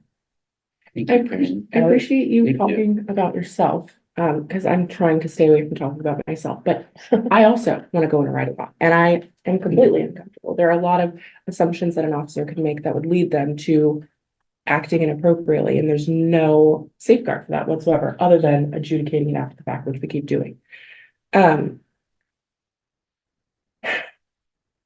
The other things that I want to point out is one of the officers said that, okay, wait, before I say that, Clay, thank you for recommending scenario-based training, because I recommended that last year. And I think the deputy chief wasn't interested because he had said this kind of stuff is taught, retaught, iterated and reiterated from the time they get into the department. I was offering scenario-based trainings as a suggestion because I genuinely want this to stop. And if an R1 institution thinks that this is something they can do with an incoming class of 5,000 people, I'm not quite sure how large the department is, but I know it's not 5,000. This is something that can be done. it's scalable. In fact, we'd be scaling down the project. And so one of the officers, every time she came into work, she said that she knew where Officer A would be, and she would try to avoid him. That's how she was coming into work every day. That is disturbing. That is creating a toxic culture that I was talking about last time. This environment, this workplace, from the moment you come to work to the moment you leave, you are uncomfortable. And that's disturbing. And I think training needs to be one, perhaps scenario-based training, but there needs to be recognition that whatever they're doing right now isn't working that well. So we've got to be innovative. And I think that scenario-based training is one way to do that. Another way, I think, is sending a memo to the department. This kind of stuff was adjudicated. This is what we don't think is okay. And I think at this point, it's really just sitting everyone down and saying that sexual harassment in every form, I mean, some of these things, the aggregate is really terrible. Some of them might be minor and whatnot, but all forms are unacceptable and they all contribute to a toxic culture. And so they've got to do something different with training. So I'm gonna go back a little bit to, when you were talking about the sergeants, you know, why some sergeants kind of, I don't want to say hedge their bets or don't find, you know, what DC Adams does. I think when a sergeant is only looking at their team, they're only seeing certain behaviors.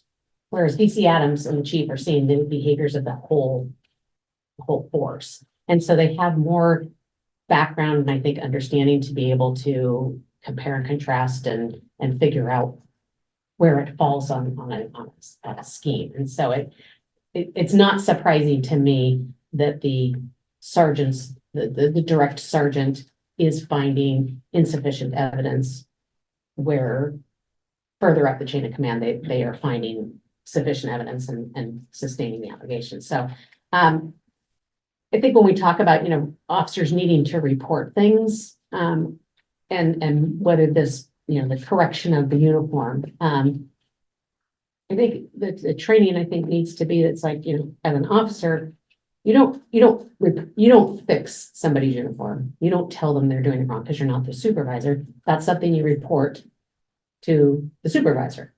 Just like if somebody's harassing you, you report it to the supervisor. So I think it's just one of those remembering, it's like what you get to suggest as continued training for newer officers that may not have been involved in something, but uniform doesn't fit, I think, in that category. I think the scenario-based training works really well with the cases that we see that are based on officer actions in the field with the community, such as, you know, search and seizures,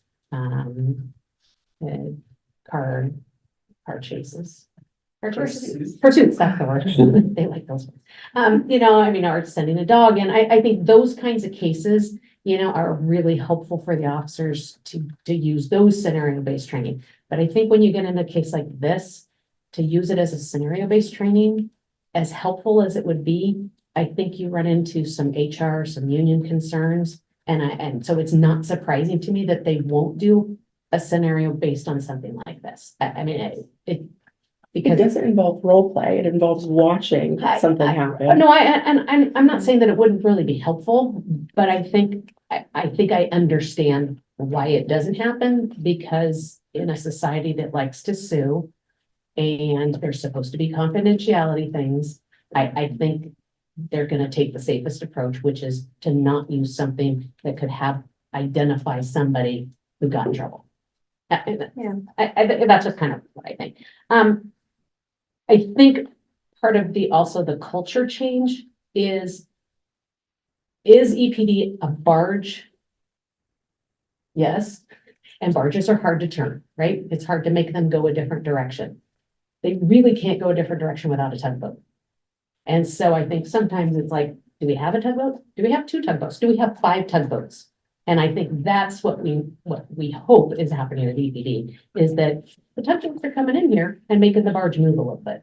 Because without that, the barge is gonna run into the bridge and it's gonna collapse. Hopefully not. Well, it's just, Well, I think that's hopefully what will. yeah, so I think that's just kind of what I'm seeing. And, you know, is this, is this officer indicative of a larger behavior pattern in the department? Or is it indicative of a behavior not getting, of the non-reporting and allowing it? Which I think are two different things for the department to figure out. You know, it's like, if this is one officer that is doing this, but there's a lot of officers not reporting it, that's one thing to try and change. If it's many officers are doing these, I hate the term microaggressions because I'm not sure that it really fits this here, but it's like, if there's lots of officers that are doing these sorts of joking, kidding things and people aren't reporting it, then that's an even bigger issue, right? So I think they need to be seeing what's going on and figuring out, it's like, how do we change it? I mean, cultural things are hard to change. I mean, we see that in society, and I'm not sure until they figure out what the root of it is, whether it's the behaviors or the non-reporting of behaviors, that they can change it. I mean, you know, or figure out a way to train it. I also wanted to jump in on one point. Last year, watching the case, I certainly wasn't upset as I am today. And the adjudications, there were a lot more allegations. And my frustration is with the fact that two cases, basically the exact same stuff, two different people. And the fact that the chief said that it was a one-off, that really upsets me, because it's clear that it doesn't seem like they're looking into it, or they think they have anything to look into. And with regard to liability, you had said something about scenario-based training liability. I think I heard that there were tort actions based on this case. Is that true?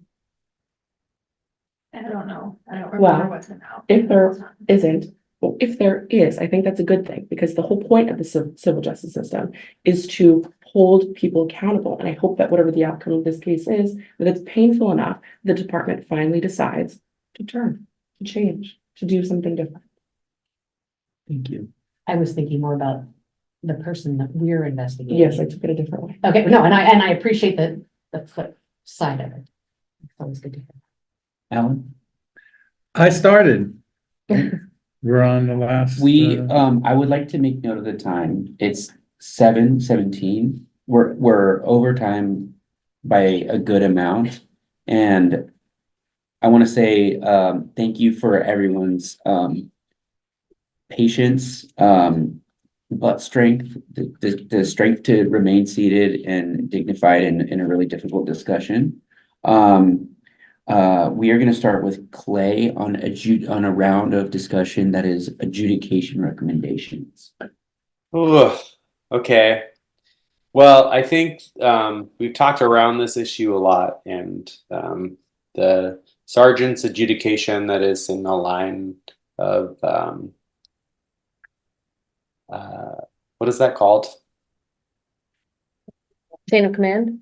Chain of command. Thank you. I said line, and so then suddenly I didn't have any of the other words. Chain of command was problematic for me, and it's nice to see, that the deputy chief and auditor's office agreed on where they landed, and to me that sort of like signifies success in the system, where you can have disagreement amongst parties and maybe a good outcome. So I'm not so worried about it, but I think we've sort of talked around the issue of a supervisor not recognizing the inappropriate behavior, but also like the validity of claims that were substantiated on a number of fronts in the investigation.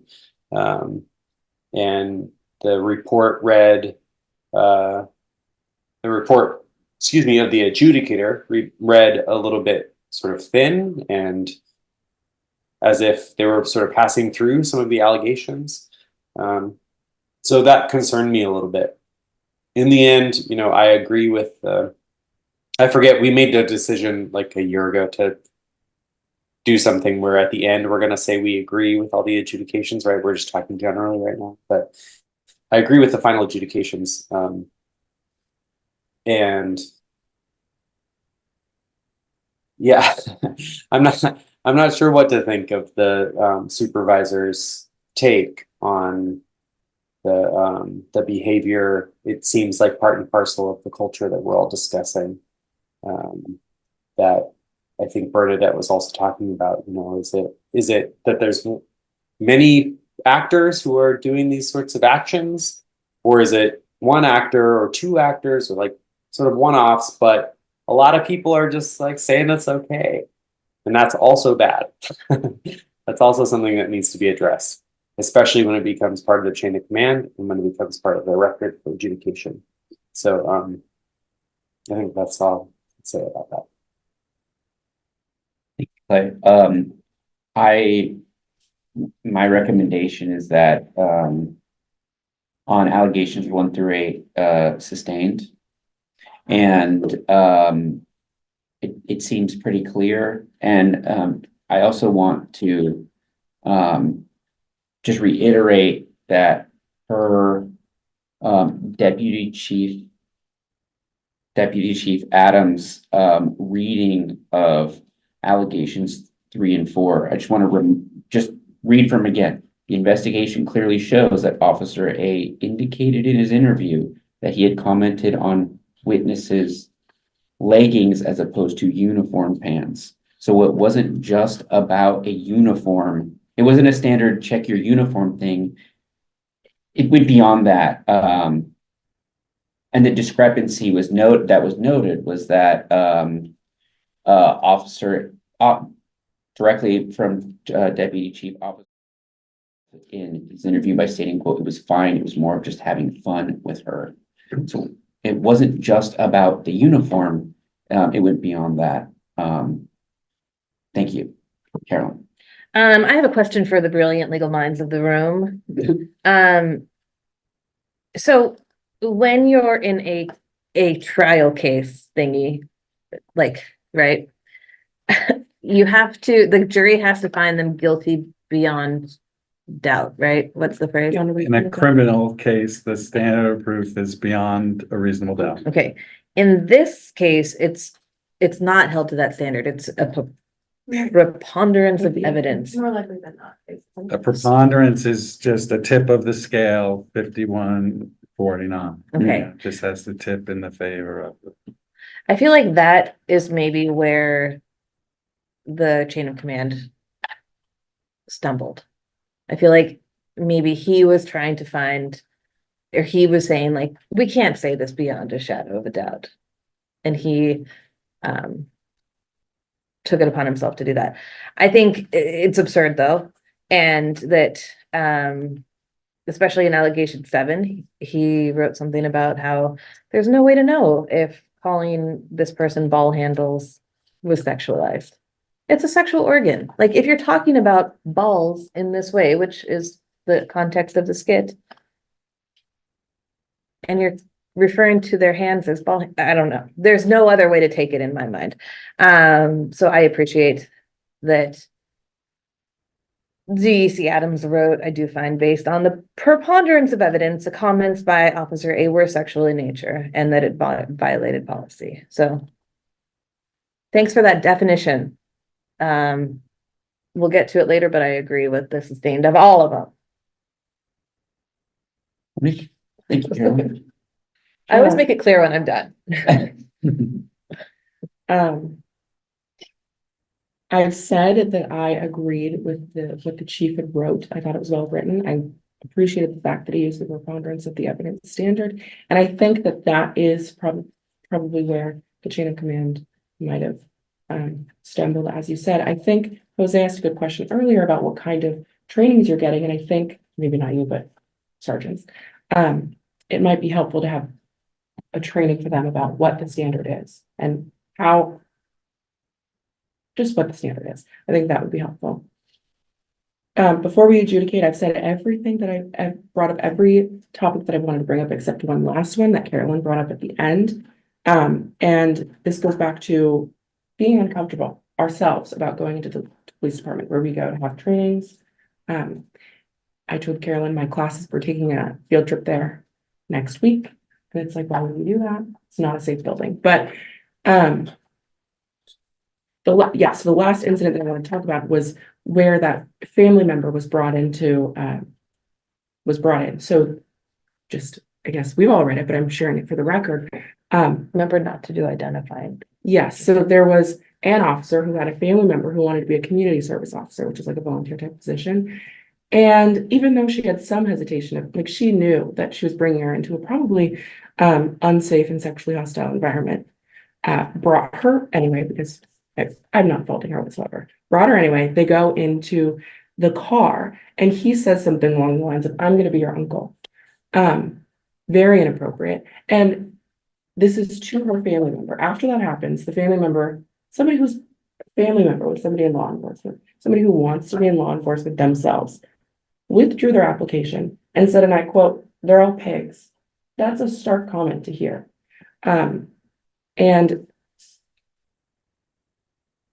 the idea that it's even a question, one of the questions I would not have asked the deputy chief is whether or not this is one, because it's clear to me that it isn't. This is a culture.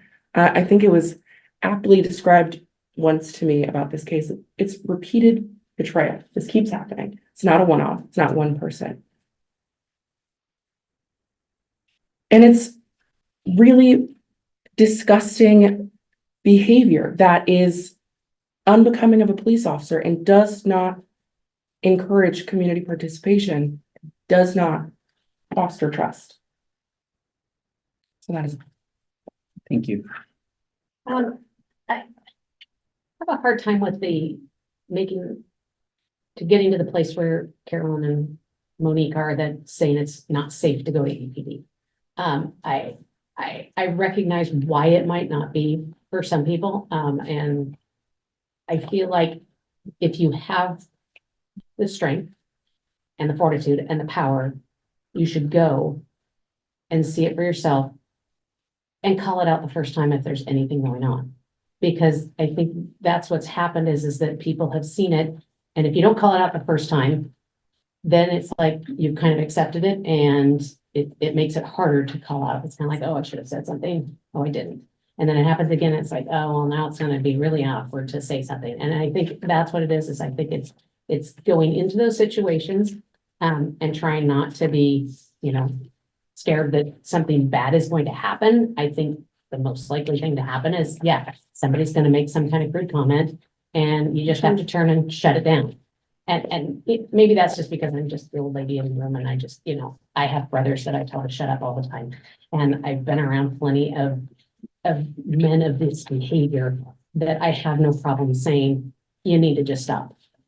And I know many officers, and Cindy and I could talk about many older retired female officers, that this behavior never would have happened with some of them. And so it's always interesting to me though, that we've seen officers that hit the newspaper, it's like they know how to pick the vulnerable ones and do this. And that's why I think the ones that aren't vulnerable need to step in to the space and make it stop. And I think by saying that the others that have seen it were okay with it, being okay with it and not saying something, I don't think they end up in the same place. But I think if you asked any of the other sergeants or colleagues of this Officer A, whether these things were okay, they would all say no, it was not okay. But they didn't have strength, fortitude, whatever word you want to use, to make it stop, either to this officer or by reporting it to a sergeant. And so I think I again appreciate that, DC Adams and the chief, sustained all of these allegations. I agree with that. I think it's harder for the people that have those direct relationships to just say, stop, you need to stop. Which reminds me of when the kids go to kindergarten camp that EPD puts on, Safety Town. One of the things they teach the kids, if they see a gun, they're supposed to stop, don't touch, leave the area and tell an adult. It's like EPD needs to come up with a catchphrase like that. It's like for this kind of stuff. It's like, it's like if you see something, say something. I mean, they say that, it's like all the subway places. If you see a package, tell somebody, those sorts of things. It's like, I think it maybe that's what it is. It's not the training. They just need to start putting signs all over EPD. It's like, if you see something, say something, because That's what it is they're not stepping into the gap. Is that what they said? So, anyway, I agree with the adjudications. I'm sorry, Alan, I'm gonna interrupt you one last time. Something that came up that I didn't mention was, he's not a part of this case and it's not negative. So Captain Mozan had asked to send any Spanish-speaking women who wanted to join law enforcement his way. And some would argue that that's how we might stop this, but I'm not going to do that. I'm not going to recommend anyone go into this environment where they would be subjected to that. I think that would be a dereliction of duty on my part to send them into this kind of toxic workplace. And that's unfortunate for policing, I think. I did have something else. But.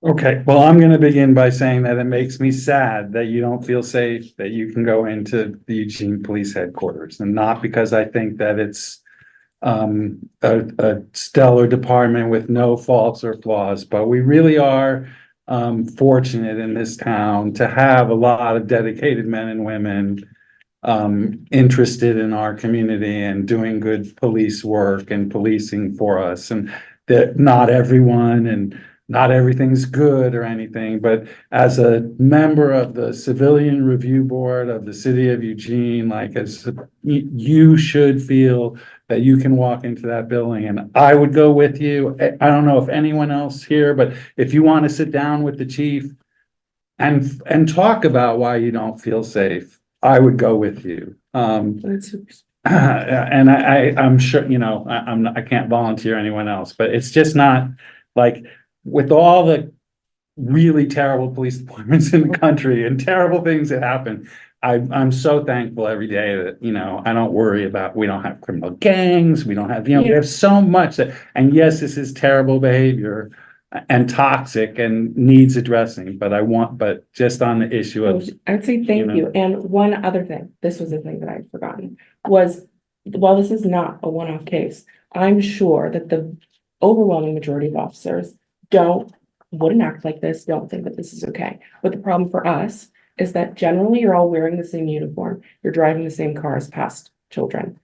We cannot tell you apart. And if you're letting this happen, any person who I walk by that has a uniform on, I'm going to be wondering whether or not they're going to say something rude. I also have a lot of other wonderings, like when I see female officers, I wonder whether or not they're being victimized. And I think all of this is not good and it's not great. But it is that's what it is, right? I also wanted to say that if Deputy Chief Adams were here or Chief Skinner were here, I would ask, you know, the thing with the sergeant supervisor, it's such a disconnect. It's like, I would say, did you sit down with that person after this is done and say, like, how did you not think that, you know, what is going on here? If that's a one-on-one training, whatever you want to call it, but that's a necessary conversation or it will never change. And to Bernadette's point, I do understand that you're closer, it's someone that you work with, if you don't want to be the heavy on them, but that's the job, that with the supervisor status comes the responsibility. I do want to say that this is not just you mentioned, Monique, that in the report in the lead up to this case, an officer said, I knew where he would be and I didn't want to be found and stuff. Well, that's a safety issue. And then I didn't use any personal knowledge of this case that I had during the discussion of the case, but I'm going to bring it up now, that after this case was over, an officer is afraid. So this officer, A, is a rover, is not assigned, or was, this may not be current information, but was not assigned a specific patrol area, and in fact was in a sector, but was available to back up people. And so certain people, if they had to call for backup, it was going to be Officer A. And I have firsthand knowledge of an officer that would have been hesitant to call for backup because it would have been A. That's just unacceptable. And so there is, you know, that's discipline. That's something happened after this case was over that put this A right back in the position to do the same stuff, whether it is or isn't. But so, you know, that's outside of our purview, but I agree with all the recommendations of the auditor and the deputy chief, but you know, I would ask if they were here, what is, you know, how could it be that after you know, you still have witnesses from this group of people feeling that nothing changed, so.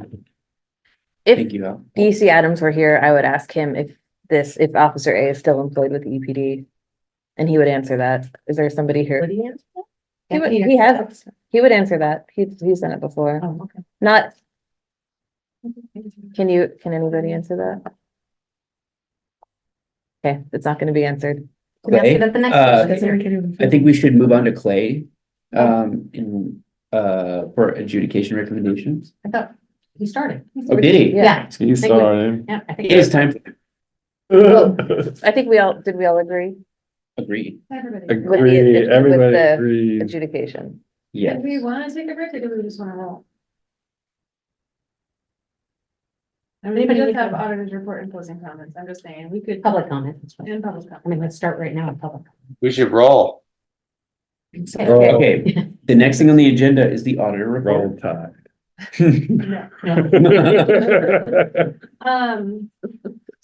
So I will do the auditor's report. I will also just, I want to thank you all for your thoughtful discussion of that case. I knew this was gonna be, emotional. It's been emotional for all of us too, and for all the folks involved, obviously. So it's been, I don't know, there's been an emotional load in it, and I appreciate hearing from all of you. I also really want to thank Rob for taking the load from our office, and I really want to thank Joel for doing the investigation, because this was a big one. We did a lot of interviews, a lot of writing. I appreciate the constructive criticism, and I think we can all, you know, move forward from that, but I really want to thank the people who worked on this case a lot more than I did. Because it was a hard one. And I really do want to thank the people who came forward and the people who are allies. I think you guys have done a really good job of pulling that up, but I want to echo that. So, auditor's report. I sent you guys a couple of months of auditor's reports. Our complaints are a little bit down so far this year. Honestly, that's good. We can breathe a little bit. I did go to police commission last month to talk a little bit about our role, to help out with, just make sure that the folks over there understand that when complaints come in, like this one, for instance, that they are being looked at and they are being investigated early and they're being reviewed by you kind of folks and all of that. So I think that was helpful. We are working, as I said, with city partners to gather data, demographic data on hiring, attrition, promotion, retention, all of that stuff. We will publicly report that as soon as we have it in a reportable form. And hopefully connect some informed recommendations to those members. This is sort of the point of getting all that data, is so that we can make informed recommendations. Real quickly, other things, we'll be reporting our annual report and your annual report at council May 8th. Carol knows that y'all are gonna be there, I think.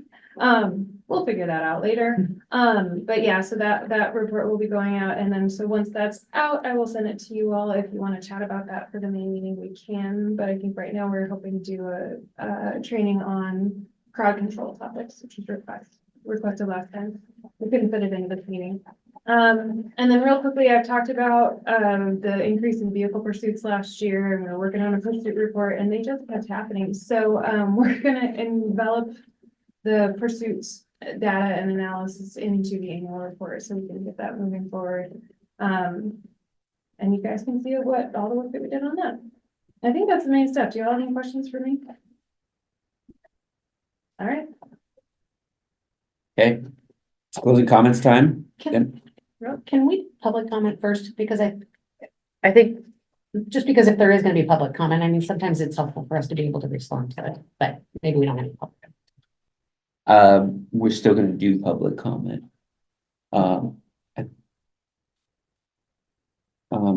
We could just, if anyone in the sorry, Jose, if anyone in the attending virtually wants to do public comment, raise your hand, and we haven't received any of the little green forms, have we? Okay. Pardon? Remember that this is why. If anyone here wants to do public comment, we can fill out a green form. I don't know that we should say this. Yeah, I think we Go should ahead, keep, go ahead. I think we should keep public comment after closing comments for tonight. And I'm not. we can talk, Bernadette, we can talk after the meeting. Yeah. And Alan, to anyone else who cares why I'm saying that. all right, so, I would be next to start this round robin, for the comments section. I'd also like to echo, Leah's comment, and express gratitude for, the folks who did, a lot of work investigating, Joel, Rob, and, also Leah. This is a public service, and it's a public good, is as difficult and painful as it is sometimes. I just, am thankful that we have this structure in Eugene, as imperfect as it is. I appreciate that the board is making room for different and heterogeneous perspectives on this, as difficult as that is as well. Share, Alan, your sentiment that it brings me distress that anybody in our community would feel this way about any of our civic institutions. At the same time, at Monique, that I want to bring appreciation for your speaking truth to power here and from your grounding and experience. It's not easy, and it's not easy to do in public, and my role in this and investment in this board is that we imagine a future that's better for everybody. So, Carol. I also want to express appreciation, and Joel, no hard feelings. It's my job. No, I appreciate it. Good, Good things to think about. good. And Rob, also thank you for all the time you took. This was definitely a huge case and it took a lot of time. I know because I listened to it like 3 times, every interview. I think that's it. Take care of yourselves, everybody. The take care of yourselves part is very pertinent right now. Something that's coming to mind as people are talking. One, I am grateful for allies. I think that what we write and what we say are different things. And I thought that what the chief wrote was really strong, and that was showing up in an ally in an important way. But it also is important when we're talking about these things to be accurate, which I have a memo about the top set. No faults there. It feels like I'm complaining a lot, and I spend a lot of time complaining here, but it is a bit of a privilege that all of this is laid out in documents for me to review, and then I get to speak publicly. That's not something that gets to happen everywhere. So that feels like a privilege, and I'm grateful for that. I'm also grateful for everybody in the room making space. Thank you. So one of the things that comes to mind for me is that we see what officers don't do right, or what they're alleged to have not done right. And we had a training from someone about how to care and feeding and of officers to take care of them after traumatic events and things of that nature. And they're out there seeing some pretty awful things, but sometimes they get to do some good things. They get to show up and give gift cards someplace I remember reading about, but I can't remember where it was now. And I just remember telling a previous chief that it's like, there needs to be more out there about what the officers that are doing that's good, the good interactions. It's like they need to do those report those things. And I think we get seeing these cases every month. It's like we forget that there is a lot of good that the officers do. And there's a lot of officers that I'm sure at some point in time told this officer, hey, you gotta knock that off, or you need to tone it down, or that was too much, and then probably reeled it back a little bit, for maybe a day, maybe a couple days, maybe a couple weeks, who knows, and then came back out with it, I mean, we don't know for sure, but I can envision that sort of thing happening, because I know some officers that I'm sure if they heard this being said, they would have gone, no, dude, knock it off, right? And so I think we just need to remember that those things are happening as well, and not get stuck with this being indicative of the agency. And I hope that we can remember that and take that back to the community as well. And so it's why I would really like the auditor to bring back, I don't remember seeing the commendations in a while. It's on the website. And there's more condemnations. than Commendations. More of those than complaints. Yeah. So Are there? Right. I think so. Are there more? Yeah, Typically there. okay, yeah. So that's a good. I'm sorry, I guess I haven't checked the If you would website in a like while. for me So, to- we can anyway, accommodate it's, your needs no, under this. yeah, a lot of needs. So anyway, I think it's just one of those things. It's just like, just remembering that it's like, we have some really good things happening too. And as tragic as this is, especially for the people that had to endure it, hearing the allies, I think is a good. That's all. It is our job to look at the bad stuff, though, so that is And what this we is should. twice. Well, I mean, yeah. a couple of times, at the police commission, I did hear the comment from the command staff that this is an entrenched problem in policing. This is not unique to Eugene. Women have had to struggle to achieve a workplace fairness and equity in policing. Well, Okay, and- yeah, And because everywhere. that's, so what? And I hope I'm sitting here listening and I'm triggered about recruiting because like I've said this, I only have 2 more meetings here, but a few years ago at the Duck games, they were running an ad for Eugene police officers, and it was like, it's so cool. You can drive a Mustang, you can have a dog, you can shoot a AR, you can do all this. Well, I'm like, this is not going to attract the kind of the men and women that we want to, and so there's a shift in policing, I think, from a military recruitment strategy and action and everything to reasoned, college-educated men and women who expect a workplace that's fair and equitable and where underrepresented people and everyone can have the fairness that the private sector certainly demands and the civil, it just is right. So I don't think it's that difficult. I don't think it's rocket science. I think it's accountability. The command has to be held accountable to make it clear that this, we're not going to let a third time where everyone's known about, and if it means a review of the older, the more senior people, everyone should be reviewed. No one, it should just not go on and on for years. So, thanks everyone for listening. Thank you. Thank you all. Oh, suddenly I'm in the dark. Hold on, let me. Turn on the light. Sorry. Yeah, I mean that goes to something that that I've been thinking about, which is like I think Officer A is honestly like clueless to his impact. And the thing that those of us who exist on the margins in some way, as women, as gay people, as people of color, can't be is clueless. Because we enter into rooms where we are the only person of our type there, and we have to be acknowledging the dynamics of a room. And one of the things that's happening in culture right now is that like people who have been able to be clueless for a long time have to reckon with them. That they are not, everybody is talking about how they just can't be clueless anymore.